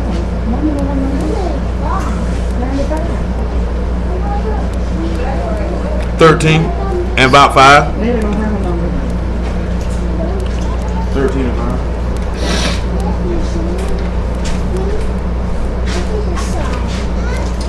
Well, my eyes are just long. I don't know. Yeah, Zechariah 13 and 5. Nah, we don't want verse 5. We want about verse 8. Straight to verse 8. It says, it shall come to pass that in all the land, saith Yahuwah, 2 parts therein shall be cut off and die, but the third part shall be left therein. And I will bring the third part through the fire, and will refine them as silver is refined, and will try them as gold is tried, and they shall call on my name, and I will hear them, and I will say, it is my people, and they shall say, Yahuwah is my Alahym. Where is the instance where the people, for all intents and purposes, cried out like a trumpet, and Yah heard them and came and got them? In Egypt. When they were groaning, for all intents and purposes, that was an alarm. They were crying out. Now let's look at this Nehemiah 4. And we can see this here. So we got a left line in this thing. Because he said, when the people, because you got to look at your enemy that oppressed me. When we look at Nehemiah chapter 4, we're going to see our people being oppressed. When we look at what's going on when that 7th trumpet is being blown, what did the book of Daniel say? There'll be a time of trouble like has never had been seen before. From the time there was a nation, to the time there was a nation, there'll never be anything like it before or after. And we'll be crying out in that time period because you'll be being oppressed. It will be slaughtering you. And see, you got to get your minds wrapped around the fact that you're not going to be able to call on the name of Yahuwah without retribution in the near future. And some people ain't going to be willing to stand in the paint for that. All these niggas be talking about this here. I can't wait to see some of these niggas always talking about Yahuwah this, Yahuwah that, till these crackers start putting them guns up to these niggas' head and go to opening up them cell doors, talking about they got to go to the booty house, and they going to be like, I don't know no y'all. Because some of these niggas ain't built for combat. You ain't built for spiritual combat, no fool well you ain't built for physical combat. You know what I'm saying? Because if you can't even combat your flesh or combat the adversary, you know you ain't finna fight no man. You gonna be like this here, I ain't going to jail, cuz I can't go to jail. Oh yeah, Nehemiah 4 and about 15. Matter of fact, make it 13. He said, therefore said I in the lower places behind the wall and on the higher places, I even set the people and their families with their swords, their spears, and their bows. And I looked and rose up and said unto the nobles and to the rulers and to the rest of the people, be not ye afraid of them. Then you would take that in the law not to be afraid of these people. And this is why Paul come back later and say he hasn't given us the spirit of fear. Ain't that's what got them niggas left out the land? Because they were fearful of giants. They were fearful of people. Y'all can't do nothing with you. That's why he say the fearful and the unbelieving, the first people to go in the lake. It's a lot of people like this. You think if them niggas was scared of giant back then, they ain't gonna be scared of some niggas with some combat boots on and a flak jacket? Some of these niggas scared of their boss at their job. I just seen a nigga post a meme with the Jordan face crying talking about when Esau make you work on the Sabbath. Esau ain't making you do nothing. Ain't nobody making you do anything. You niggas choose to do that, and you want to. A nigga told me you can be forced to take the mark. Can't nobody force you to take nothing. You're taking it willingly. You're not being raped. You're not being molested. You are volunteering. You know what I'm saying? So when you look at that, when he said there'd be no strange God in you, and you can't be forced to worship and reverence anyone. You reverence and worship people because that's what you choose to do. Yes, he's putting a threat over your head, but you can do what Hananiah, Mishael, and Azariah did. We're very careful to answer you in this matter. Yahuwah may be able to save us from this, but if not, I ain't doing this. And you're going to have to do what you got to do. You know what I'm saying? And how many people have that level of trust in y'all that they'll lay their life down for the word, knowing that they'll get a reward for it at a later time? That's why they say you seen them souls on the altar saying, how long, O Yahuwah faithful and true, will you avenge our blood upon the earth? He told them, man, give them white robes and rest for a little season. Just chill out. Because he said your works do follow you. So you have to actually believe that. I don't believe a lot of these niggas out here ready to die for this in real life. You know what I'm saying? I don't believe a lot of dudes really die for this shit. Because they're going to come for you on that, and you're going to have, if your level of faith is not solid, you know the people who are going to die for it? The people who have evidence of the purchase. Because he would be in them. The evidence of that person would be in them. They wouldn't even care because they're already dead. They're dead to the flesh. They're dead to the world. They're dead to their desires. So you can't kill me because I live under righteousness and the word of Yahuwah abideth forever. So therefore you can't destroy that. That's why they say don't fear him that can kill the body, but fear him that can take the body and soul and cast it into hell. He said fear him. And I don't think a lot of people feel that way. Because you're trying to save yourself now. You're trying to do what you want to do. You're trying to find a loophole here and a loophole there, and it went to work. It said it came to pass when our enemies heard that it was known unto us. Oh, I'm sorry, I didn't read verse 14.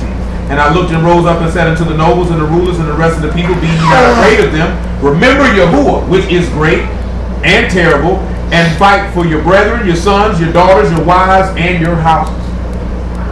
And it came to pass when our enemies heard that it was known unto us, and Alahym had brought their counsel to naught, that we returned all of us to the wall, every one to his work, unto his work.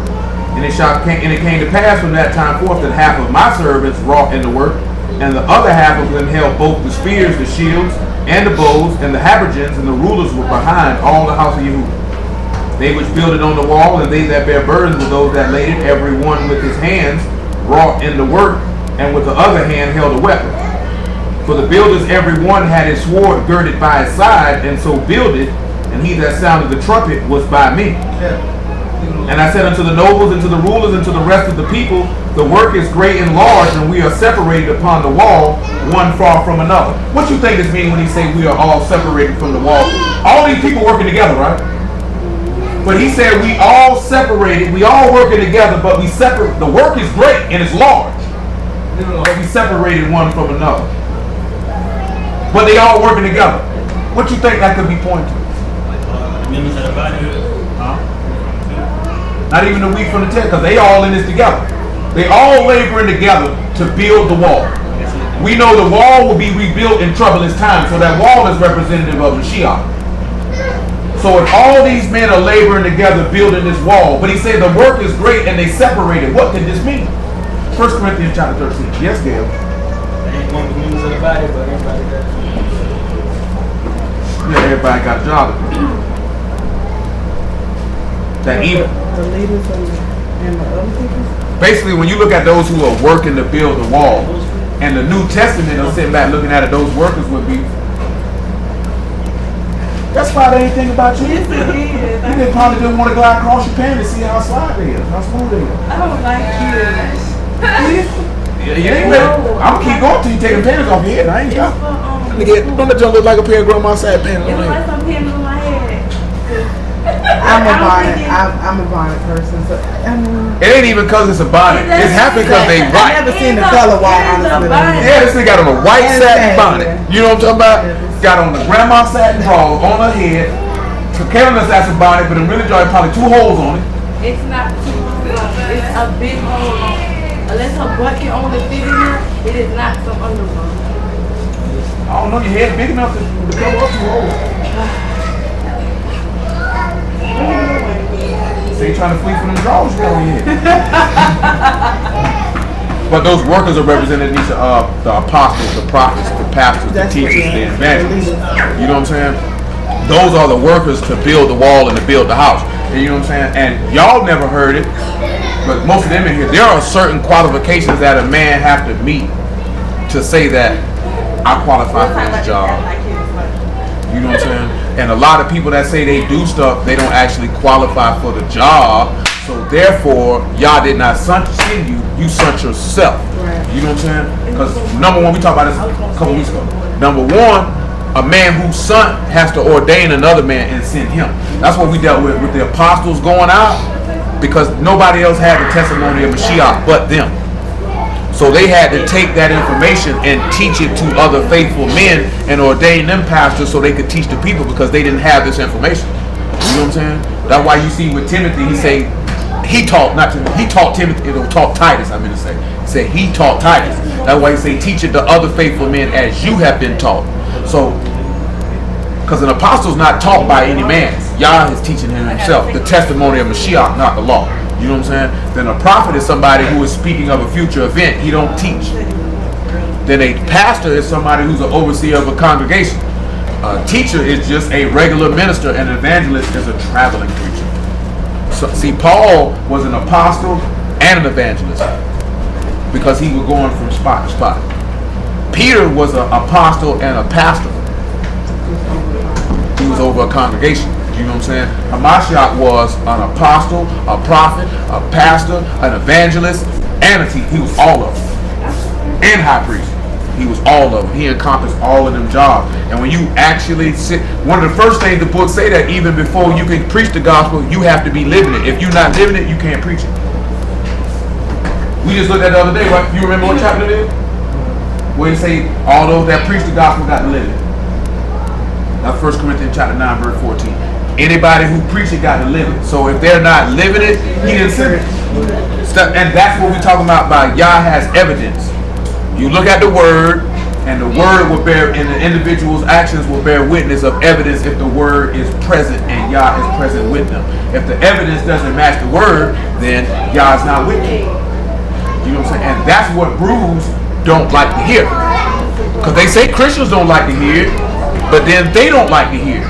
Because then what it forces individuals to do is, it forces you to face that you have to change. And niggas don't want to change. We just talked about this last Shabbat, which is, niggas want to preach, and it's just no different because it's always happened. You can read this in Acts chapter 5 as well. That it was men that rose up, withdrawn disciples after them because they want, this is nothing new. People want the esteem of making themselves seem out to be great men. So the most thing that people want to do in the body is preach. They don't think that there's anything else that you can do that is just as beneficial as preaching the word. Because I guess they feel like it's a fame thing or whatever the case may be. But somebody feeding the homeless of the body, not just regular homeless people, which is good too, we're not shooting that down. But people who suffering in the body, that is just as valuable as a person who preaching the word. Somebody who is an aid and a helper relief to somebody who is in a state of sadness, or who give a good word in due season, or wisdom, or knowledge, is just as beneficial. Like he said, the hand is not greater than the head, and the feet are not greater than the legs. But we have it in 2017 in contemporary time to think the preacher is greater than everything, and it's not, because everybody got a job to do, and everybody's job is just as equally as important. Because it benefits the body. It's what we see in here in this Nehemiah chapter 4. The work is great and large, and some people over here working, and some people over here working, and some people over here working, and we all separated. We not all here together to sit next to each other and do it, but we all working together so the wall is completed. And if we have, and that goes to what we kind of talked about last Saturday with everybody having the same mind and the same judgment. Everybody don't have the same mind and the same judgment because everybody has their own personal desires, which goes back to how love does not seek her own. The love, if somebody is selfish, the love of Yah is not in it. Because the book say love does not seek her own. When we look at Yahuwah did not seek his own. When we look at Yahushua, he definitely didn't seek his own, because he sought to lay his life down for people whom he did not have to do it. He said, I didn't come to be served, I came to serve. So when you see a nigga always trying to get something or get their way, the love of God is not in them. That's evidence. You don't love. Don't tell me no love, nigga. I don't see the evidence. Love is not just saying, hey, how you doing? Giving you a hug, buying you something, or telling you what you want to hear, or going out and doing stuff. The book tells you what love is. It's long suffering. It's not doing anything unbecoming of somebody professing godliness. It's mercy. It's compassion. It's not seeking your own. It's definitely not rejoicing in iniquity. It tells you what it is. Then you look at that and you see the attributes of Yah, and if an individual say they got the love of Yah in them and then them attributes are not being exhibited, then the nigga lying. You know what I'm saying? We can't go by the definition of what we feel love is. The book tells us what it is. And that's what we were talking about the other day. What do people say? He don't love me how I want him to love. You don't tell nobody how to love you. You see how they love, and then you decide if you want to be a part of that. We can't tell y'all how he gonna love us. This is how he loves. It's your choice if you're gonna be a part of it. You don't have to be a part of it, but you're gonna go to hell though. You know what I'm saying? But you know that though when you make that decision to say, I don't want to be a part of that.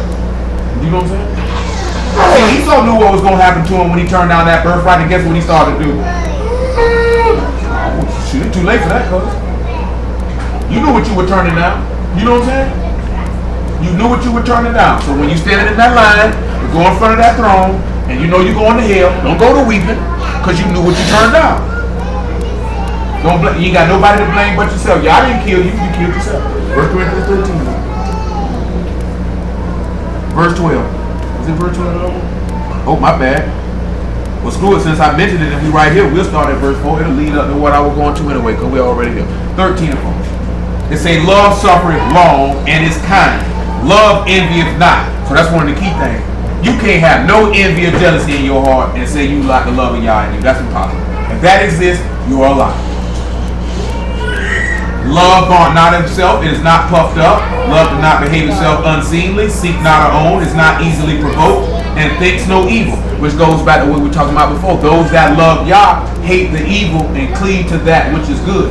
If you love Yah, you ain't gonna be thinking about no evil because you hate evil. And because you hate evil, then therefore you can't be defiled because that which in you is actually good fruit and not corrupt. Rejoice not in iniquity, but rejoice in the truth. Bear all things, believe all things, hope all things, endure all things. Love never fails, but whether there be prophecies, they shall fail. And whether there be tongues, they shall cease. And whether there be knowledge, it shall vanish away. For we know in part, and we prophesy in part. But when that which is perfect is come, then that which is in part shall be done away. So you see how they say they know in part, they prophesy in part? Were they not working in part? And they were working to do what? Finish that wall, and then all that would cease. But let's go back to Nehemiah chapter 4. And let's look at verse 20. And let's look at that last point of what he's talking about when that which is perfect will be done away or to be complete. We in verse 20. He said, in what place therefore you hear the sound of the trumpet, resort ye hither unto us, our Alahym shall fight for us. So we labored in the work, and half of them held their spears from the rising of the morning until the stars appeared. What you think that could mean right now, Stanley? They held their spear to the rising of the morning till the stars appeared. Remember, it said they labored in the work. Half of them held their spears from the rising of the morning till the stars appeared.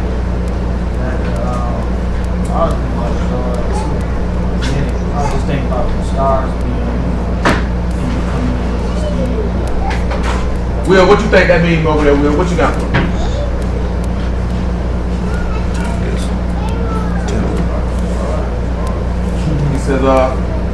He said they labored in the work. Half of them held the spears in their hand, and they said they stayed working from the rising of the morning until the stars appeared. Appeared. Yes, baby. Come inside.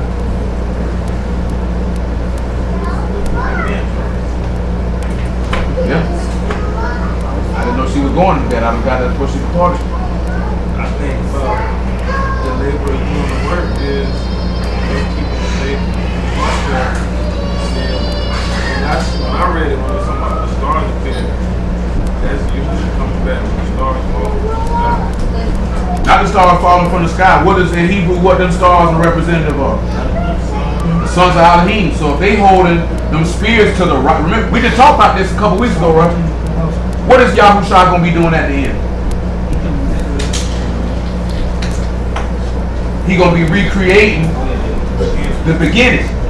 So he said they holding these spears in their hands from the rising of the morning till the stars appear. So let's look at it and see. Let's look at Matthew chapter 28 and 1. Let's start there first. And then after that, we'll work our way to 1 Corinthians chapter 15.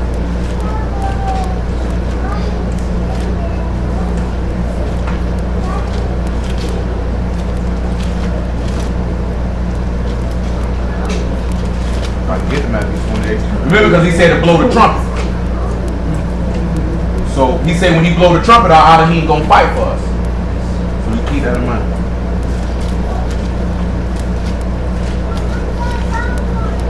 But we dealing with the rising of the morning part. 28:1. And the end of the Shabbat, as it began to dawn towards the first day of the week, came Mary Magdalene and the other Mary to see the sepulchre. And behold, there was a great earthquake, and the Alahym of Yahuwah descended from Shamanim, came and rolled back the stone from the door and sat upon it. His countenance was like lightning, and his raiment white as snow. And for fear of him, the keepers did shake and became as dead men. The Alahym answered and said unto the women, Fear not ye, for I know that you seek Yahushua, which was crucified. He is not here, for he is risen. As he said, come see the place where the master lay. Now this is the rising of the morning. Also the rising of the morning takes place to what? What do we look at in Zechariah 14 when we talk about the master redoing Genesis at his return? What does he say the sky gonna do? It's gonna turn dark, and what's the sun gonna do? And what's the moon gonna do? The moon gonna start giving light and turn to blood. What are the stars in the sky gonna do? So when it said about Mashiach, what did it say it was about him in Zechariah 14? What did it say? And that's verse 6 and 7 for those of you that don't know where it's at. It says at evening time it shall be light. You know what I'm saying? So when he coming back, would that not be the rising of the morning? Because that would be the recreating of the day. Because when you go back and look in the law, what was first? The evening, the night. So this is why he's making it go dark. Then he makes the light reappear. Then when he made the light reappear, so that was the first day. What was created on the second day?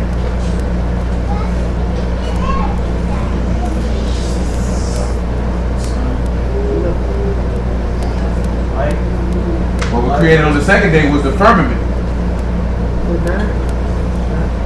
Hold on, let's go to Genesis chapter 1. So you can see what it's created on the second day was the firmament.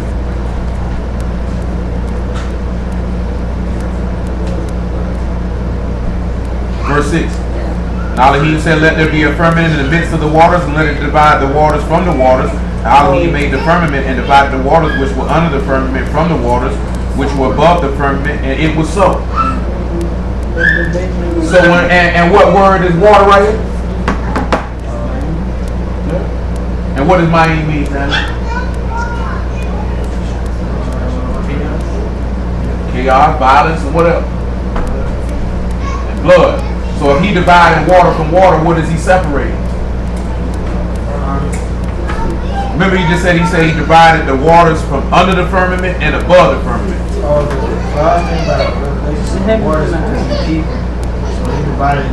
He divided the people. What did the master say in John chapter 8 to the Pharisees? He said, you are from beneath and I am from above.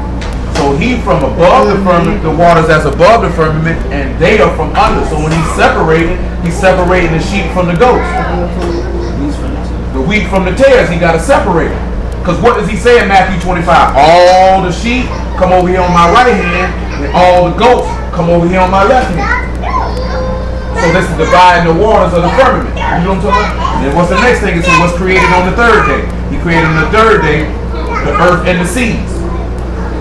Well, we know what is he going to be doing? He's going to make a new heaven and what? A new earth. But guess what it say about the seas? What does the book say going to happen to the seas? See, this is what my little cousin was looking at, and he messed this up. Let's read this verse 10 real quick. Alahym called the dry land earth, and gathering together the waters called seas. And Alahym saw that it was good. So let's look at something. Isaiah 44 about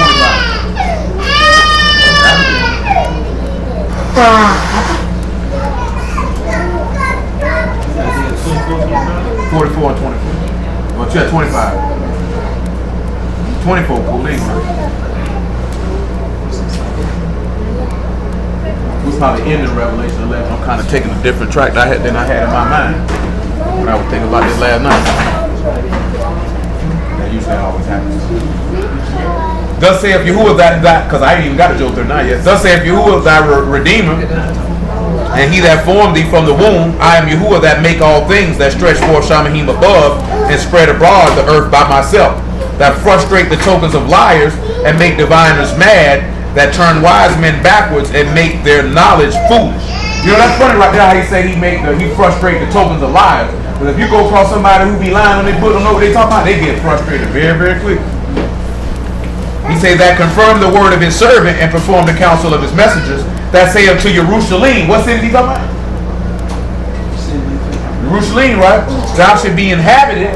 The cities of Yehuda, ye shall be built, and I will raise up the decayed places thereof. That saith to the deep, be dry, and I will dry up thy rivers.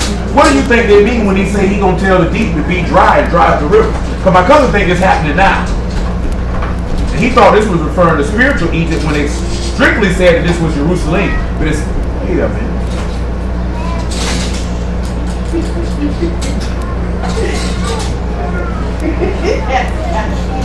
Like, you want to be talking about my mama panties on her head. I like to play with them panties, which they ain't look. Sometimes they smell like fart. What you think this meaning if he say he gonna dry up these rivers and dry up the deep? What do you think he could be talking about? Nah, keep in point of what he said. Jerusalem will be what? Built and what else? And inhabited, right? Let's look at something. Let's go on to Revelation chapter 11 right now. Matter of fact, before we read Revelation 11, Isaiah 26 and 19 for clarity. Not 26 and 19, 27 and 19. Not even 19, my bad. It's only 13 verses. 27 and 12. People go back? Yeah, when we go back.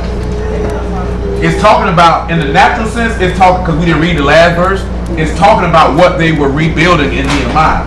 But what they were rebuilding in Nehemiah was Jerusalem. And that's what it's the literal aspect of what it's talking about. But he didn't dry up any rivers when he did that at that time. That didn't happen. You know what I'm saying? That was another discussion we had with my cousin. How many of y'all familiar with 2 Samuel 7 and the prophecy that Nathan gave David about Solomon? Does anybody know what he told David about Solomon? What did he told him? But he told him something else. He gonna build him a house, and what else did he tell him? He's gonna chastise him, right? And I told him, I said, that's talking about Solomon. He said, well, that didn't happen to Solomon. I said, I know it didn't happen to Solomon, but clearly the prophecy is about Solomon, because no other son of David built a house. Now we know spiritually it's Mashiach, but naturally it's Solomon. Yes, we know Solomon was not chastised with the whips of men. Yes, we all know that. He did not do that to Solomon. Does that make Yah alive? Absolutely not. He did what he said he was going to do. Because he didn't call Solomon by name. He did exactly what he said he was going to do. You know what I'm saying? But on the natural level, it was about Solomon. Because Solomon built that house. Solomon was the king. He did call Solomon his son. You know what I'm saying? Nevertheless, 27 and 12. It shall come to pass in that day that Yahuwah shall beat off from the channel of the river unto the stream of Mizraim, and ye shall be gathered one by one, O children of Yasharal. And it shall come to pass in that day that the great trumpet shall be blown, and they shall come which were ready to perish in the land of the Syria, and the outcasts in the land of Mizraim, and shall worship Yahuwah from Kadesh Mount at Jerusalem. So now he's saying this city is going to be inhabited. Now we just read in Zechariah and said when we call on him and we make an alarm, he'll come get us, won't he? Well, he'll come fight for our enemies, right? Let's look at Revelation chapter 3. We still hold 1 Corinthians 15. What we're going to look at Job 39 is dealing with is our enemies gathering up, and when they hear the sound of the trumpet, they think it's a game. That's what that Job 39 talking about. They think it's a game. Oh, ha, he blow that shot. Yeah, ha, nothing. So I might go because he talking about how he roar with that voice. They think it's a game. Actually, we might be able to work that in. There's a lot of niggas think it's a game now. Who his enemies who claim to be his servants. They think it's a game. There's a lot of dudes, they think it's a game. Well, this ain't no game. This ain't no game. This ain't nothing to be played with. This man knocking off heads and taking names. Ain't playing no games. Ain't like this. Ain't no smiling. Ain't no hugs and kisses. No champagne wishes. No high fives. No none of that. Just blood being spilled. And lots of it. Verse 15. And lots of it. And the seven Malachim sounded, and there were great voices in Shamahim, saying, the kingdoms of this world are become the kingdoms of Yahuwah and of his Mashiach, and he shall reign forever and ever. And the 24 elders which sat before Alahym on their seats fell upon their faces and worshiped Alahym, saying, we give thee thanks, O Yahuwah Alahym Almighty, which art and was and are to come, because thou hast taken to thee thy great power and hast reigned. And the nations were angry.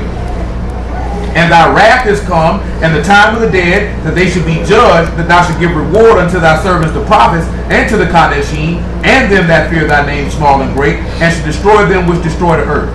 And the temple of Alahym was opened in Shavahim, and there was seen in his temple. Guess what's in his temple?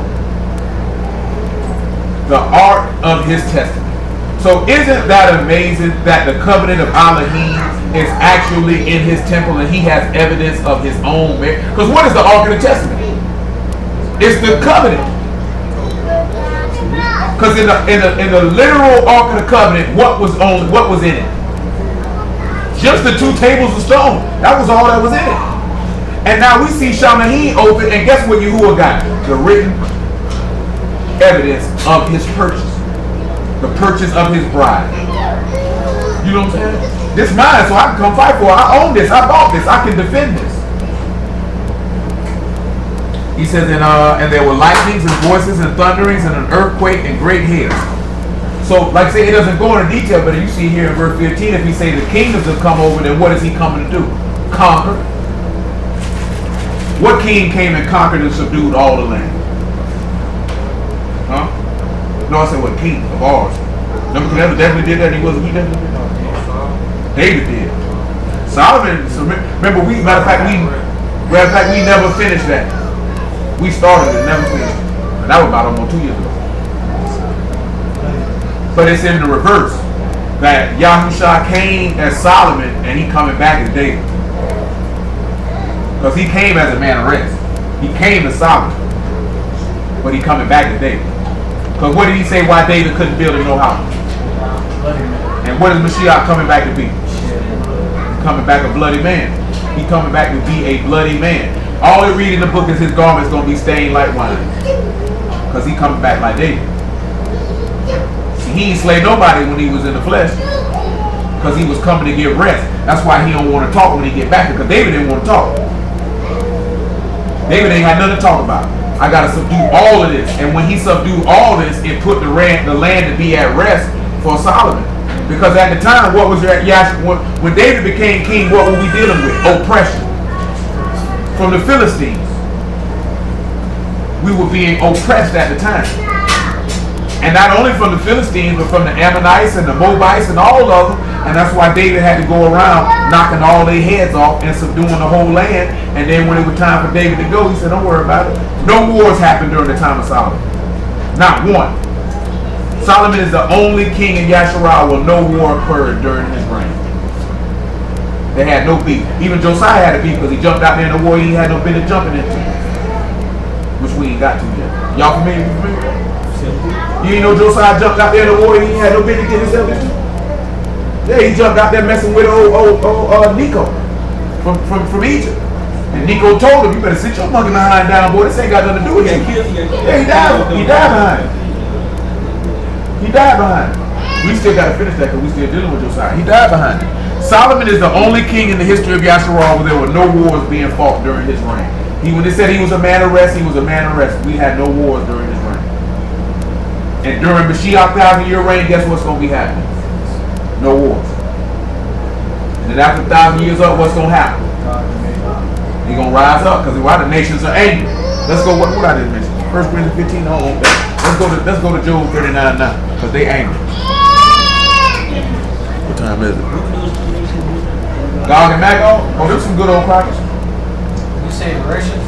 Some people say the land mass. I ain't gonna try to pinpoint no nationality, but I can tell you they some Pinkfoots. I can tell you that.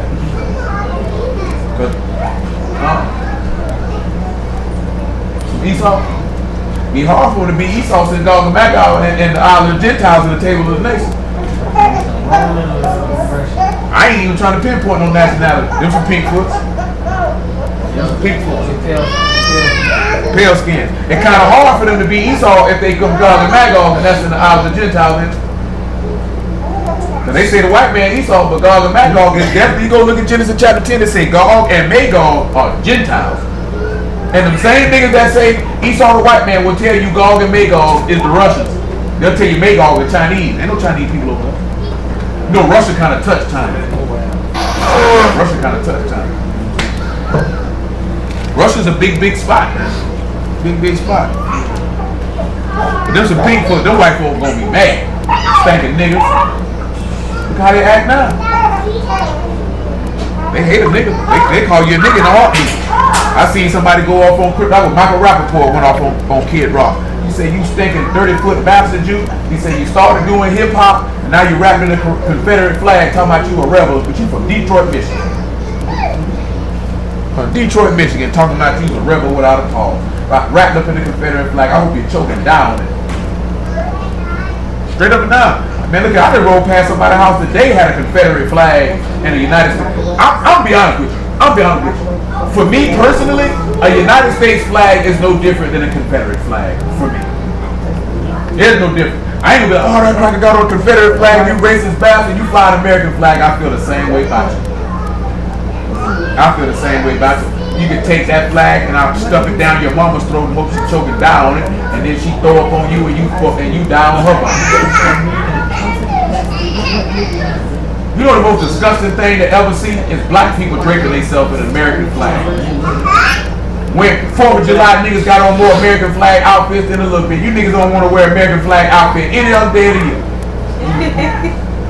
4th of July come around, you gotta have a flag shirt on. Gotta have some flag shorts on. Now don't get me wrong, red, white, and blue is an awesome color scheme, but not with an American flag on it. Not with an American flag on it. Nigga be like, oh, it's polo color, you still a coon. You a 14th Amendment and a good nigga. You gotta watch them 14th Amendment niggas. You know what a 14th Amendment nigga is? Who in here know what the 14th Amendment says? You know what the 14th Amendment says, Monty? The 14th Amendment is when they technically made you free. That's when they technically made you free. No, 13th Amendment is the abolition of slavery. And then the clause in the 13th Amendment is slavery is abolished except for punishment of a crime. But the 14th Amendment is when they made you free.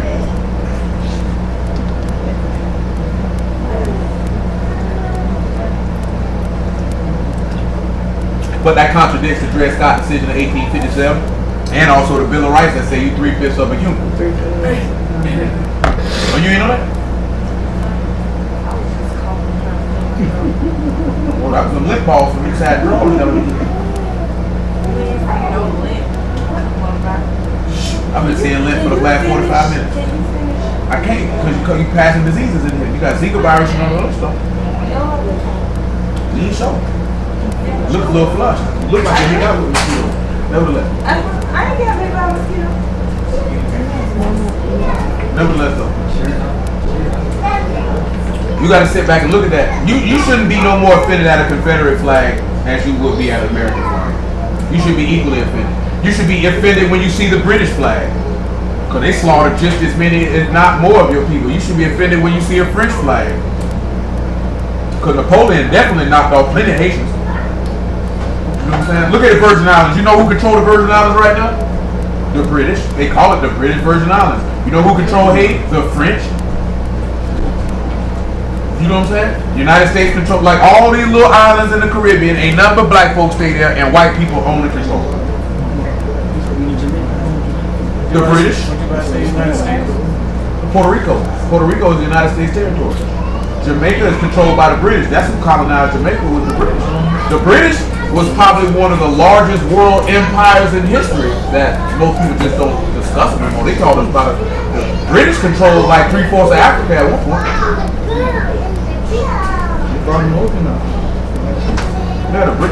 And then any Arab flag should greatly offend you.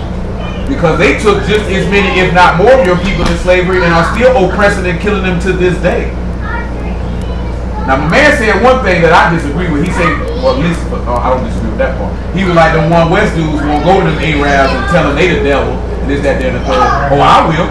I'd have done it. You know what I'm saying? And that nigga was ready to box too. You know what I'm saying? And if it wasn't for the word, I'd get dead in his mouth. You know what I'm saying? Because we were having a conversation, I was telling him we were people of the book, he had no problem with that. Now he know I know the Quran. I say, bro, your own book say that the prophethood and revelation is given to Isaac and Jacob. Muhammad's from the seed of Ishmael. I said that wouldn't that cancel him out? And I said he like to date 9-year-old girl. You will not talk about the prophet Muhammad. You ready to come behind that counter. Nigga, screw you and Muhammad. Nigga, that nigga a pedophile and he a false prophet and what? You know what I'm saying? Right there at the store in San Marcos. That nigga was hot. Because I'm cool with the dude who owned the store. But his people was in there. And I came for him too. Shoot, I almost got into it with a nigga, an inner white nigga. He was ready to fight me behind his mouth. I can't let. But we gotta be bold with it. They punch you in the mouth for the word of you, then stand up and rejoice. It take a lot though not to hit him back.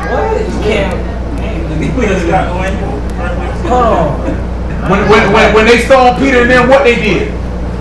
They got stoned for preaching the word. Them boys stood there and took that and got up and rejoiced that they was counted worthy to suffer for his name. And then what it say? They ain't fight back. So when does self-defense come in? I mean, they got stoned for preaching the word. They did that. Ain't nobody just walk up and then hit them upside the head with a rock. Until you preaching the word, you get hit. Therefore, because if you go ahead and pop off, then you just said that you didn't count it a great thing to suffer shame for his name. Them boys in Acts chapter 4 were preaching the word to them scribes. Them scribes got mad and they stoned. They got up and went, and it says they literally rejoiced. They said they had been counted worthy. Guess what? When did the master pop off? Who he popped off on? The boy slapped him in the face, spit in his face. Who he popped? You think he was cool? Like, shoot, I don't mind that nigga spitting in my face. You don't think he wanted to hit one of the niggas in their mouth? You see what he told dude that slapped him in John 18? He said, if I did wrong, then fine. But if not, nigga, what you put your hands on me for? So that means he told him what you put your hands on me for. That means he was ready to put hands back on him. What did he tell Pilate? My kingdom is not of this world, because if it was, my niggas gonna lie. What do you mean? Ain't no holes over here. What did Peter do? Bam! He said, whoa. He said, hey, bro, we can't do that right now. He ain't admonished. He had no problem when he cut the nigga ear off.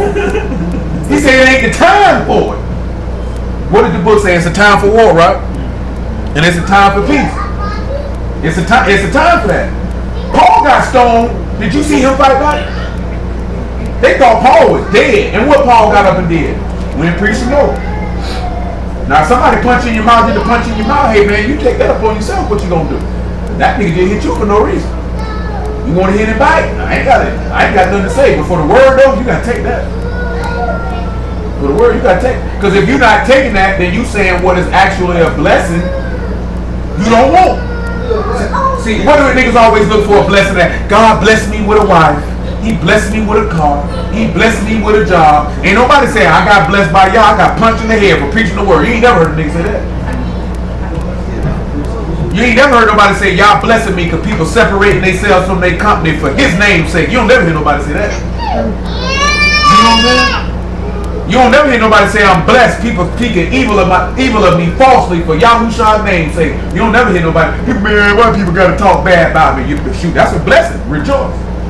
When you getting upset about it, that means you don't want the blessing. It means your name ain't written in heaven. It means you ain't got no reward.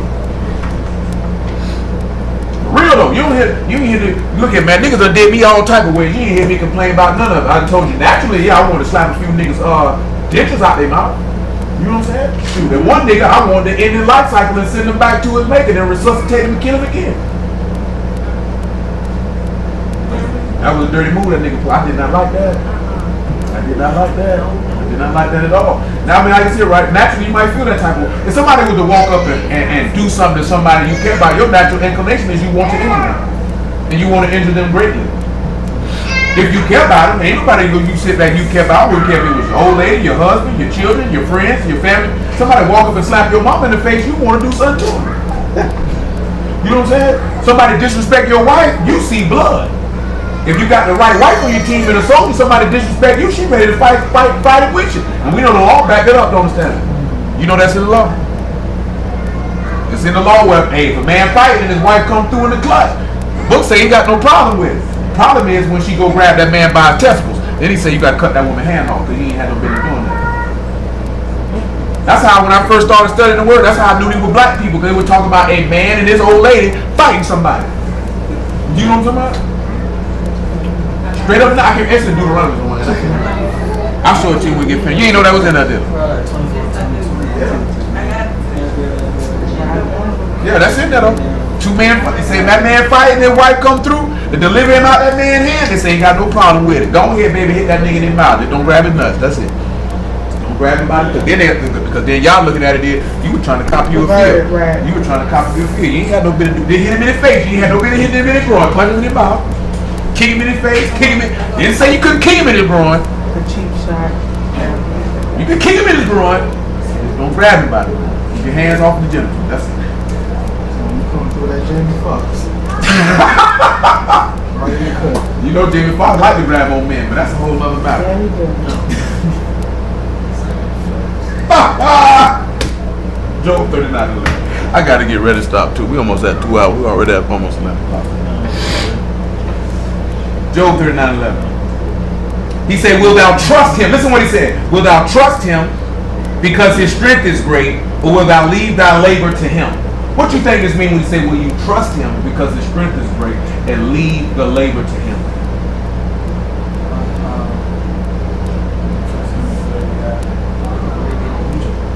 That's a period. You know what I'm saying? He say, will you trust him because you know your strength is great. He say, will you leave the labor to him? Will you allow him to fight on your behalf and do all these things for you? Vengeance is mine, said you I will. Listen to the next thing he say.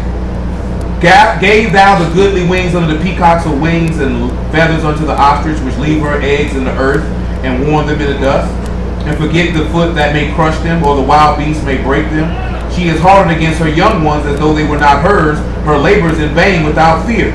You know what this means? Listen what it said, right? I'm gonna see if you can catch this, Will. He said, she leave her eggs in the earth and they warm in the dust, and forget the foot may crush them, or the wild beast may break them. She's hard against her young ones as if they were not hers, or the wild beast may break them. What you think this is? That is actually something the master said word for word in a parable. Not with word for word, but he used a parable in this sense. Yeah, 39. Picking up about verse 14. Say that ostrich or that peacock leaves her eggs in the earth, forgets that the foot may crush them, or the wild beast may break them, and she hardens her heart against her young ones as if they weren't even her children. That's how you do it. That's how y'all do it. That's how you do it. In the book of Hosea, what did he say about us? He said, no, he said, no, he said, these ain't my people, and I ain't your God. Isn't that what he said? Now, in Luke 18, what did the master say about the unjust judge? He said this widow come to him continually, complaining, and he don't hear them. He said, but let me go ahead and stand up for her.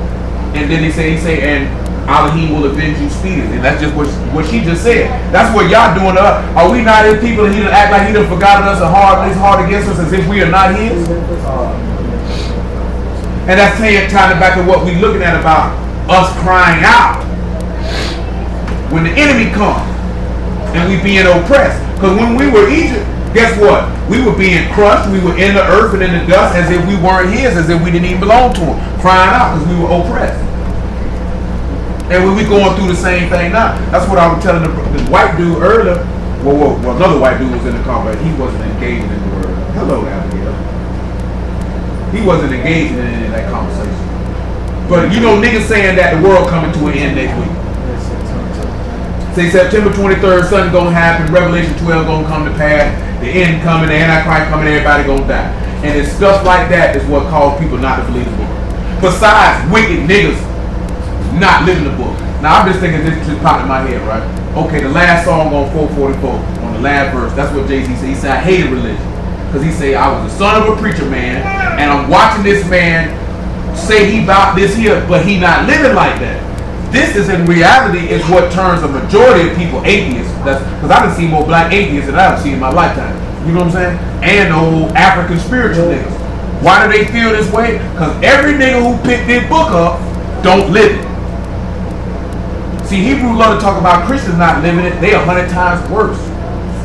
You know what I'm saying? You know how many brews I be hearing about talking about dude beating on. I just seen a woman post on Facebook like my husband is beating on me in front of the kid. What should I do? Shoot, nigga, call somebody and get up out of there. Call the police and send that nigga to jail and hope a nigga beat him up in there. That's why as a man, if you say you in the word, I don't care if that's your wife or not. I don't care if that's your sister or not. You ain't supposed to tolerate damn nigga disrespecting them. If you're not gonna physically straighten them, you leap on the bro. That is unacceptable. How do you even think that's acceptable behavior? To call this woman out a name, to put your hands on her? Like, what's wrong with you, nigga? If a nigga can tell you he a God and he can have and it's easy for him to disrespect women, you know God ain't nowhere up in that nigga. Nowhere. You know what I'm saying? Where do you ever see Mashiach operate like that? Where do you see any man of God operate like that? Screw you, hoe. No, when he called anybody hoe, he was talking about us. And if you were a whore, it's because you are a whore literally. You know what I'm saying? You were playing the whore, so this was an adjective descriptive of your lifestyle and behavior, not just a random insult. You know what I'm saying? You remember the video standing that nigga would call talking about if your wife get on your nerve, call her a female dog. And just call her that over. And these niggas in the word and they teaching niggas this. Call her that over and over again. And then he say, look at your son and say, son, this is what you don't let a woman do to take away your man.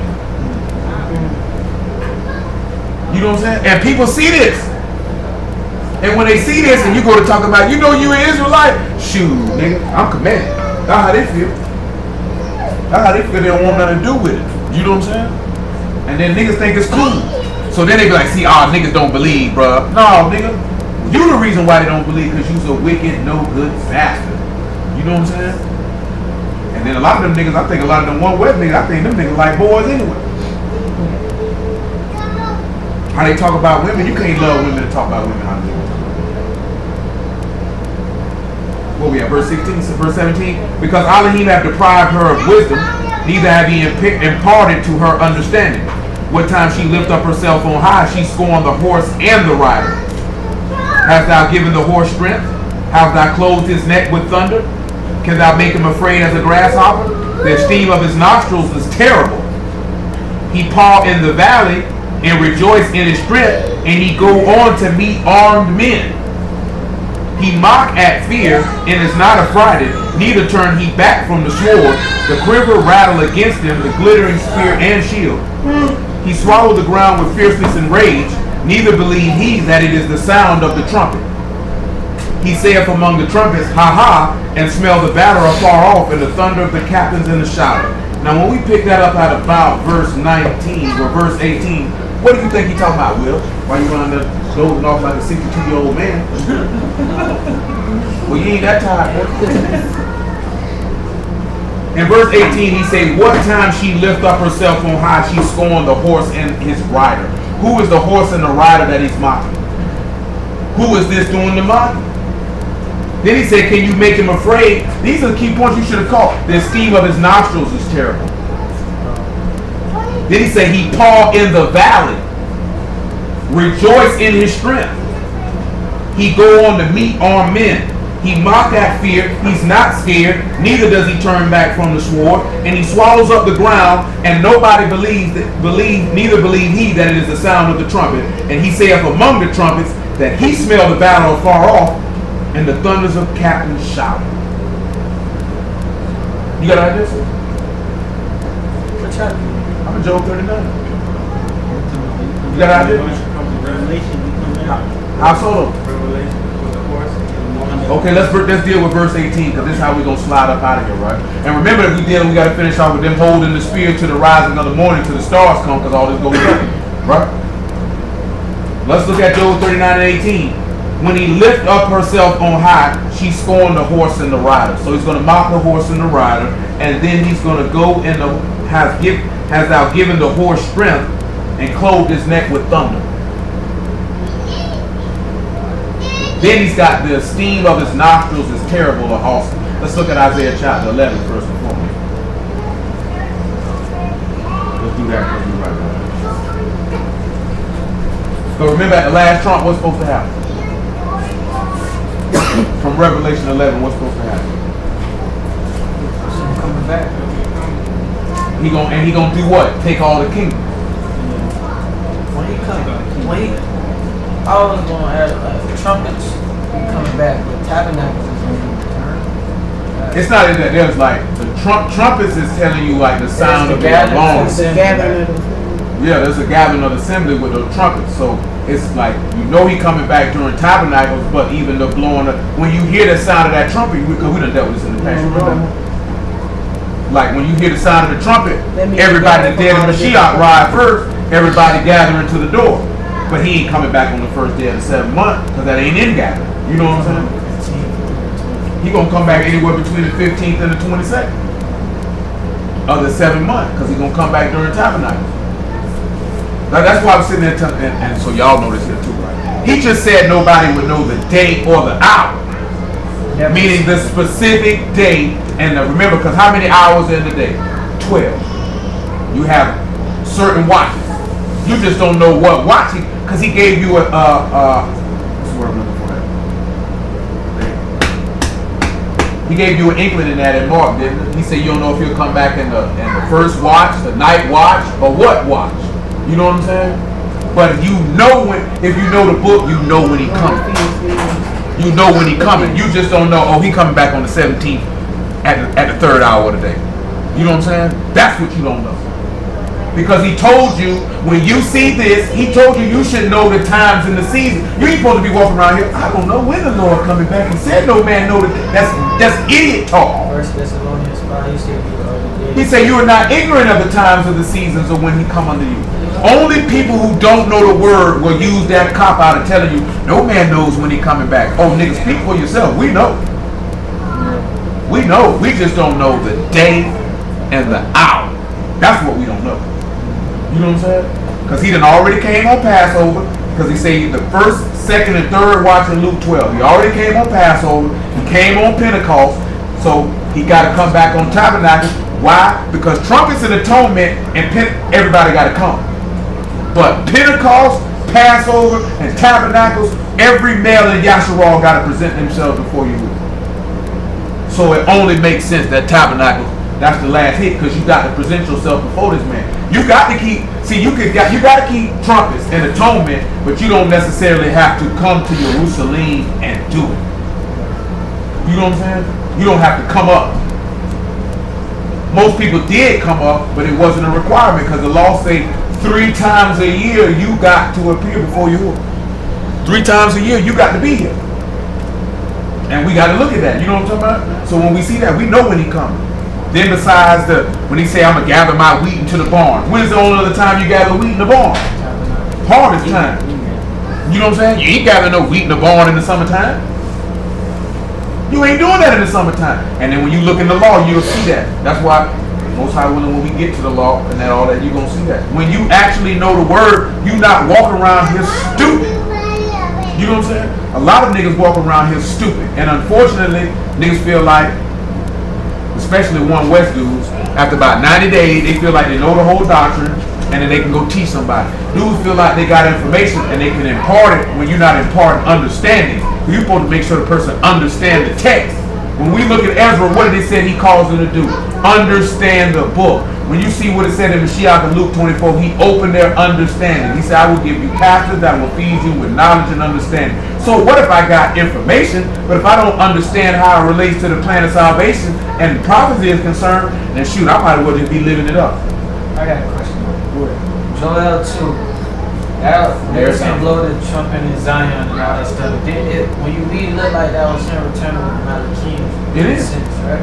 It is. On trumpets? No, he's saying, but guess what? On trumpets, what did he say you supposed to, what did we read in Numbers 10? Didn't it say you had to blow the trumpets on the southern feast? Oh, yeah. You got to blow for them too. One was for the south and then the east. Yeah, that was something else, but for every feast, you got to blow a trumpet. For every Shabbat, you got to blow a trumpet. That's why I got electric last year. Because a nigga talking about a ram's horn when the book said 2 silver trumpets. A ram's horn cannot bring out that loud of a noise to warn that many people. A nigga can't hear that. You hear how the ram horn, nigga got to blow extra hard to get some loud noise up out of that. You know what I'm talking about? You get you a trumpet and you blow on it, that junk sound off, everybody gonna hear. Because some of you don't blew a shofar for ram's horn. Is it very, very loud?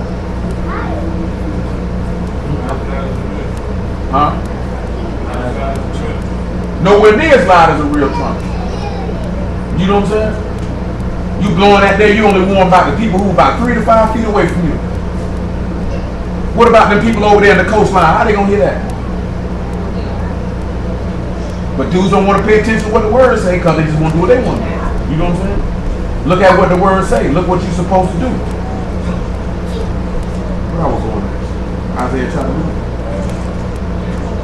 We're going to go ahead and finish up with this nigga around here looking like how Henry would look, like somebody granddad.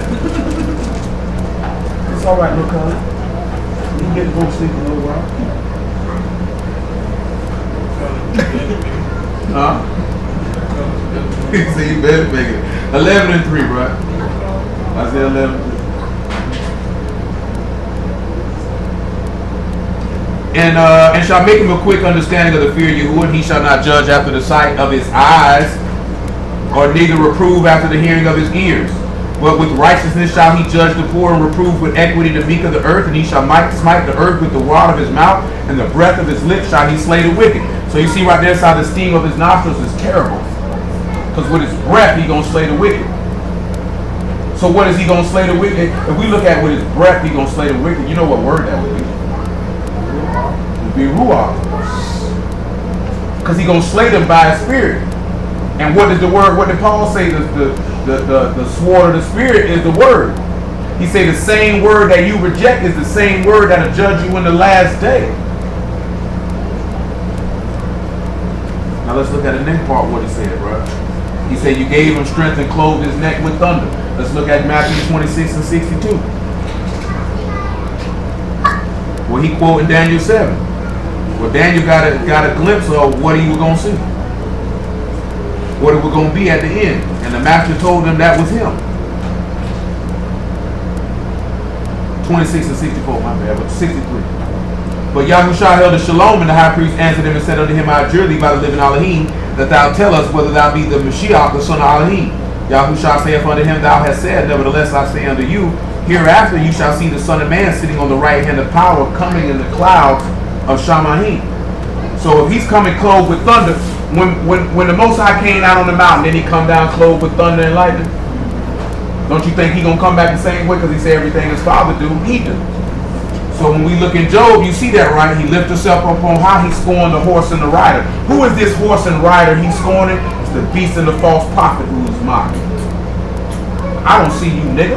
You know what I'm saying? Wouldn't you gotta sit back and look at it. What did Elijah do with the prophets of Baal? What did he do? He mocked them to their face. Suppose if he be sleeping, maybe if he be on a long journey. I feel like if a nigga worship a false god, you are well within your realms and right to mock them as you please. Now, in contemporary society, if you mock somebody God, wouldn't they think you would be wrong? Would people think you were wrong if you did that? But your prophet and your God mocks them, does he not? So guess what? I mock you too, nigga. You worship a rock, nigga. When you go over there to the Middle East, they literally put their face in a vagina and kiss a rock. Because that thing is shaped like a vagina and they kiss a rock. You niggas are carpet munchers, literally. The cobblestone and it's got a little slide, look just like a vagina. And they go over there and kiss it. Nigga, you around here worshiping an elephant, nigga. How am I not gonna mock a nigga that worship snuffleupagus? That's what you do.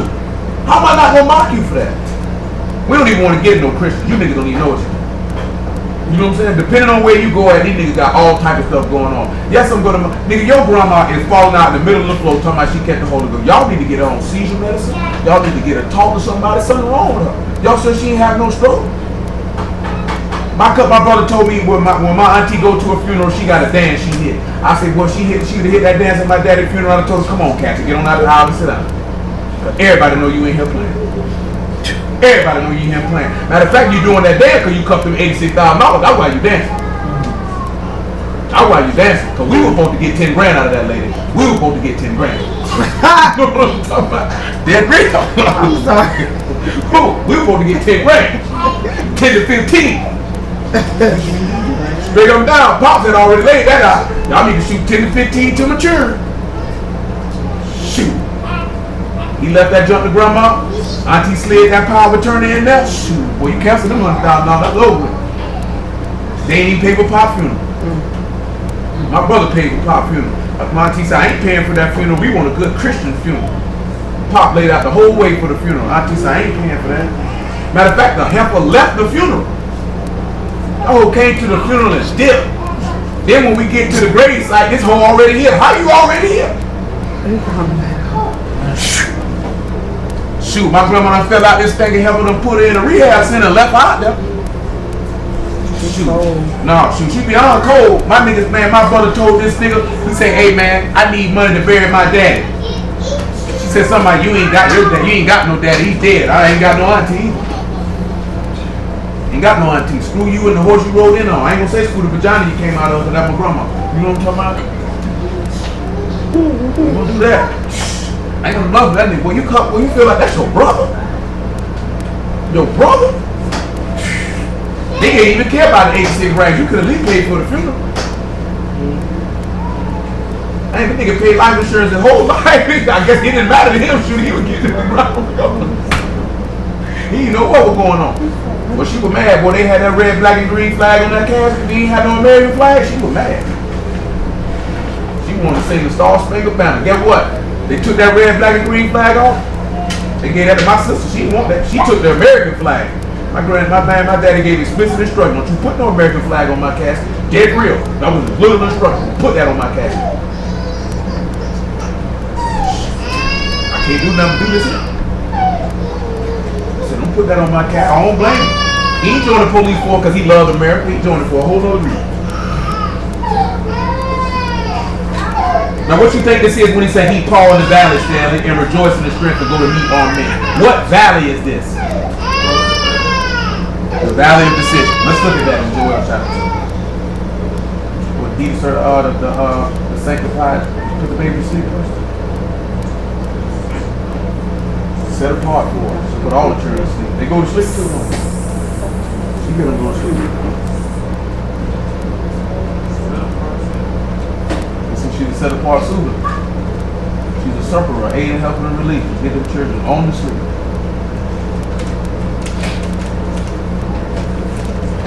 What is it? Joel chapter 2? Chapter 3, my bad.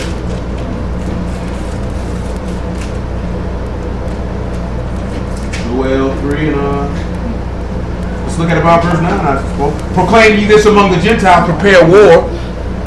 Wake up the mighty men, and let all the men of war draw near, and let them come up.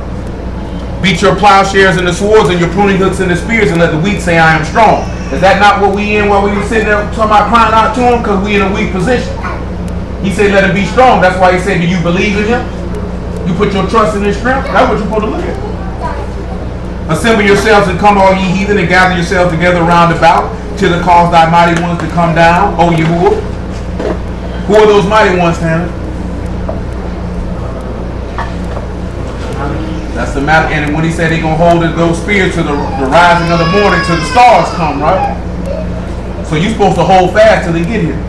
Let the heathen be awakened and come up to the valley of Jehoshaphat, for there I will sit to judge all the heathen round about. And what he said in Job, he go in the valley and he go to meet who? The armed men. Because that's why the nations are angry in Revelation 11 when he blow the trumpet, right? Who he coming to? Let's look at Revelation 19. He coming to knock some heads off. In the valley of decision.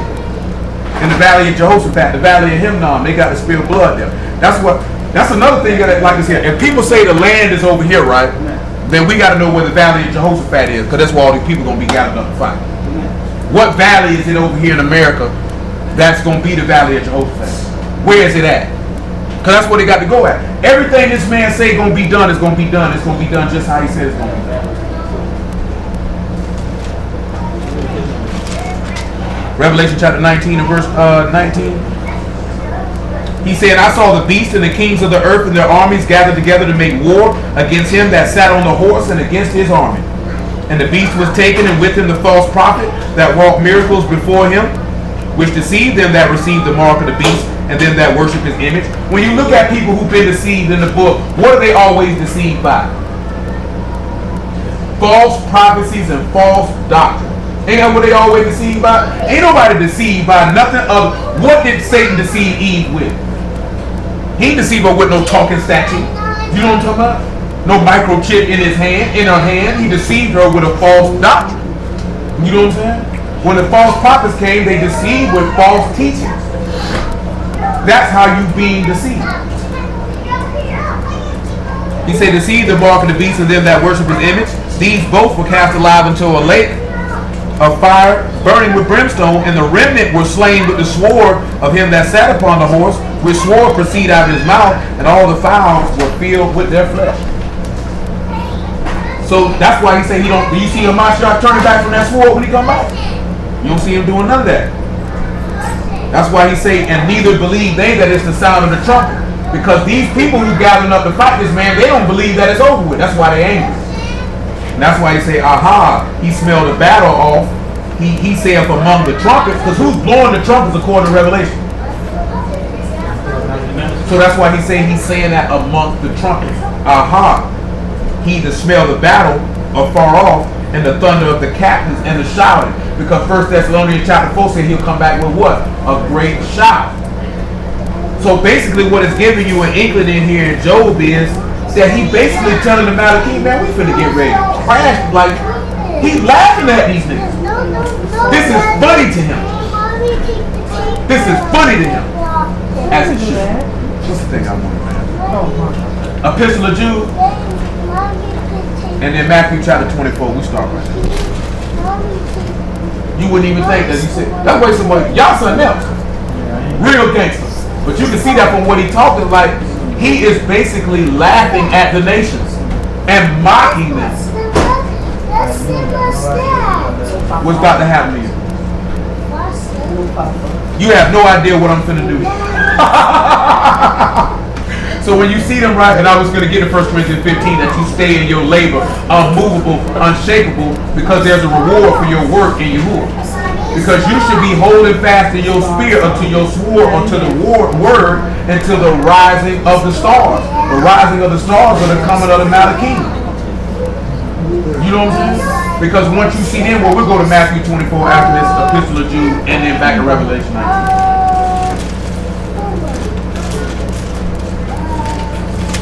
And if you see that your Alahym is laughing and mocking these people as he's coming back to deliver and relieve his whole oppress because you cried out like a trumpet because you were in distress, then you should have no fear in your heart about anything. Epistle of Jude, verse 10 or verse 14. And it said, Enoch also 7 from Adam prophesied of these saying, behold, Yahuwah come with 10,000 of his Kadeshim. It's the same thing they tell you in Zechariah 14. You see what I'm talking about? Where there's everything that's in the end has been told to you in the beginning. And everything in the beginning was telling you about the end. That's why we shouldn't be walking around here not knowing what's going to happen.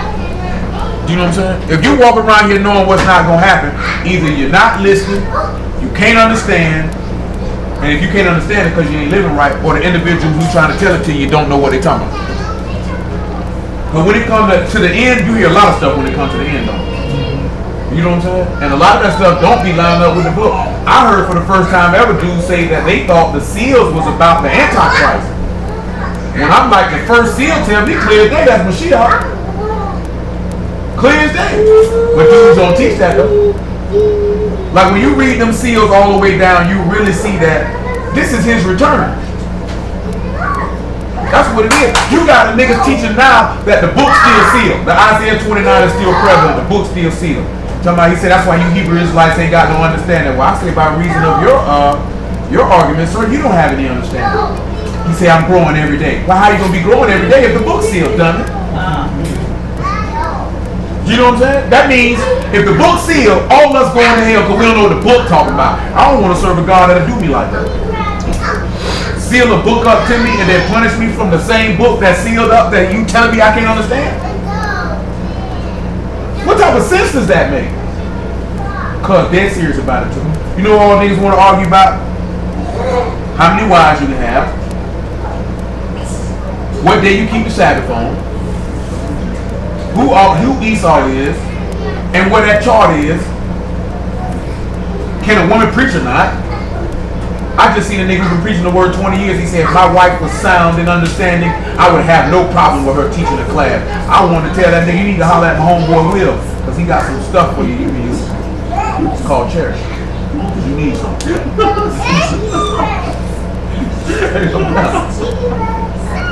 Real. Ain't nowhere in the world I say I would be proud to see my wife teach nobody no word. I would not be proud of that. As a matter of fact, I'd be quite ashamed. Quite shameful. Because all of us going to hell, this is a reproach and a dishonor. And we have besmirched the Most High with this. There's nothing honorable with that. There's nothing honorable about going against the book. Don't let nobody confuse you with that. There's nothing honorable about being contrary to the words. Nothing honorable. Say sin is a reproach to any people. Sin is a dishonor. There's nothing honorable about being out of the will of y'all. Don't let nobody tell you it is. Like I ran across that picture today about fake repentance, right? You see a lot of people do that. They're not remorseful. They don't change. They seek to justify whatever it is that they did, and they try to find people who will go along with whatever they did. That's not repentance. What I told you when them niggas always talking about, you gotta forgive. I ain't gotta forgive a nigga nothing for sinning against y'all. Clearly you smoking rocks. You know what I'm saying? If a nigga do something to me, I need to forgive him. If a nigga sin against y'all, he better hope y'all forgive him. I ain't gotta forgive you for nothing. Then you go out here rob a bank, I ain't forgiving you for robbing that bank. Ain't gonna ask me to send you nothing, no care package, no nothing. I ain't sending you no books. You know, what if I give you 50,000? You can spend. Man, I don't even want no 50. You keep that. That blood money. I don't want none of that. Then I ought to go to hell with you. I don't want that money. Say good is a little with righteousness than wealth with trouble therewith. There's gonna be trouble behind them $50,000. Because if the police don't get me, y'all gonna get me. You know that nigga stole it. Nigga Stanley pull up on me, told me $50,000 first day. Well, where you get that money from? Well, you had it yesterday. See the papers. I don't want to see nothing. Just take it with you. I'm scared. I don't want to do that. No sir. I'm scared. He said to execute judgment upon all, and to convince all that are ungodly among them all their ungodly deeds which they ungodly committed, and all their hard speeches which ungodly sinners have spoken against him. Matter of fact, Revelation 19. We got to put that.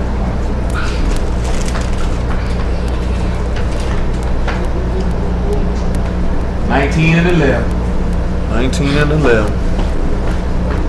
And I saw Shamanim open, and behold, white horses, and he that sat upon them was called Faithful and True, and in righteousness he doth judge and make war. And his eyes was a flame of fire, and on his head with many crowns, and he had a name written that no man knew but he himself. And he was clothed with a vesture dipped in blood, and his name was called the Word of Alahym. And the armies which were in Shamanim followed him upon white horses, clothed in fine linen, white and clean.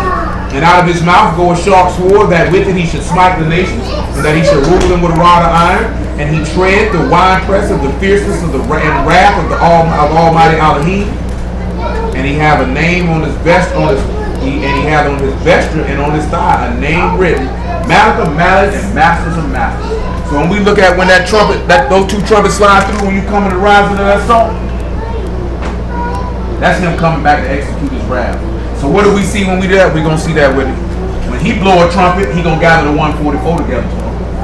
We also see when he blow another trumpet, which is us crying out when we being oppressed by our enemies at that particular time, which we didn't zero in and focus on completely, he going to come save us. And then you got the last trump, which he going to blow, when he's going to actually execute his wrath upon all the nations and subdue all the kingdoms. Because see, we could come back and do that in a different style and just show you that today. There's a part where David take crowns off kings' heads and put them on his own head. You know what I'm saying? And there's and Mashiach, you see in Revelation 14, they do the same thing. They take these crowns of all these kings and they put them on his head. That's why he's called the King of Kings. Christian. You know what I'm saying? Because he over all of them. But that's when you look at it, it's a lot of aspects to trumpets, and we don't look at it in multiple different ways. But hallelujah for y'all. We start right at over. Y'all understood all that? You understood all that, Karen? Brittany and I don't know who this on this thing. Yeah. All right. Well, hey.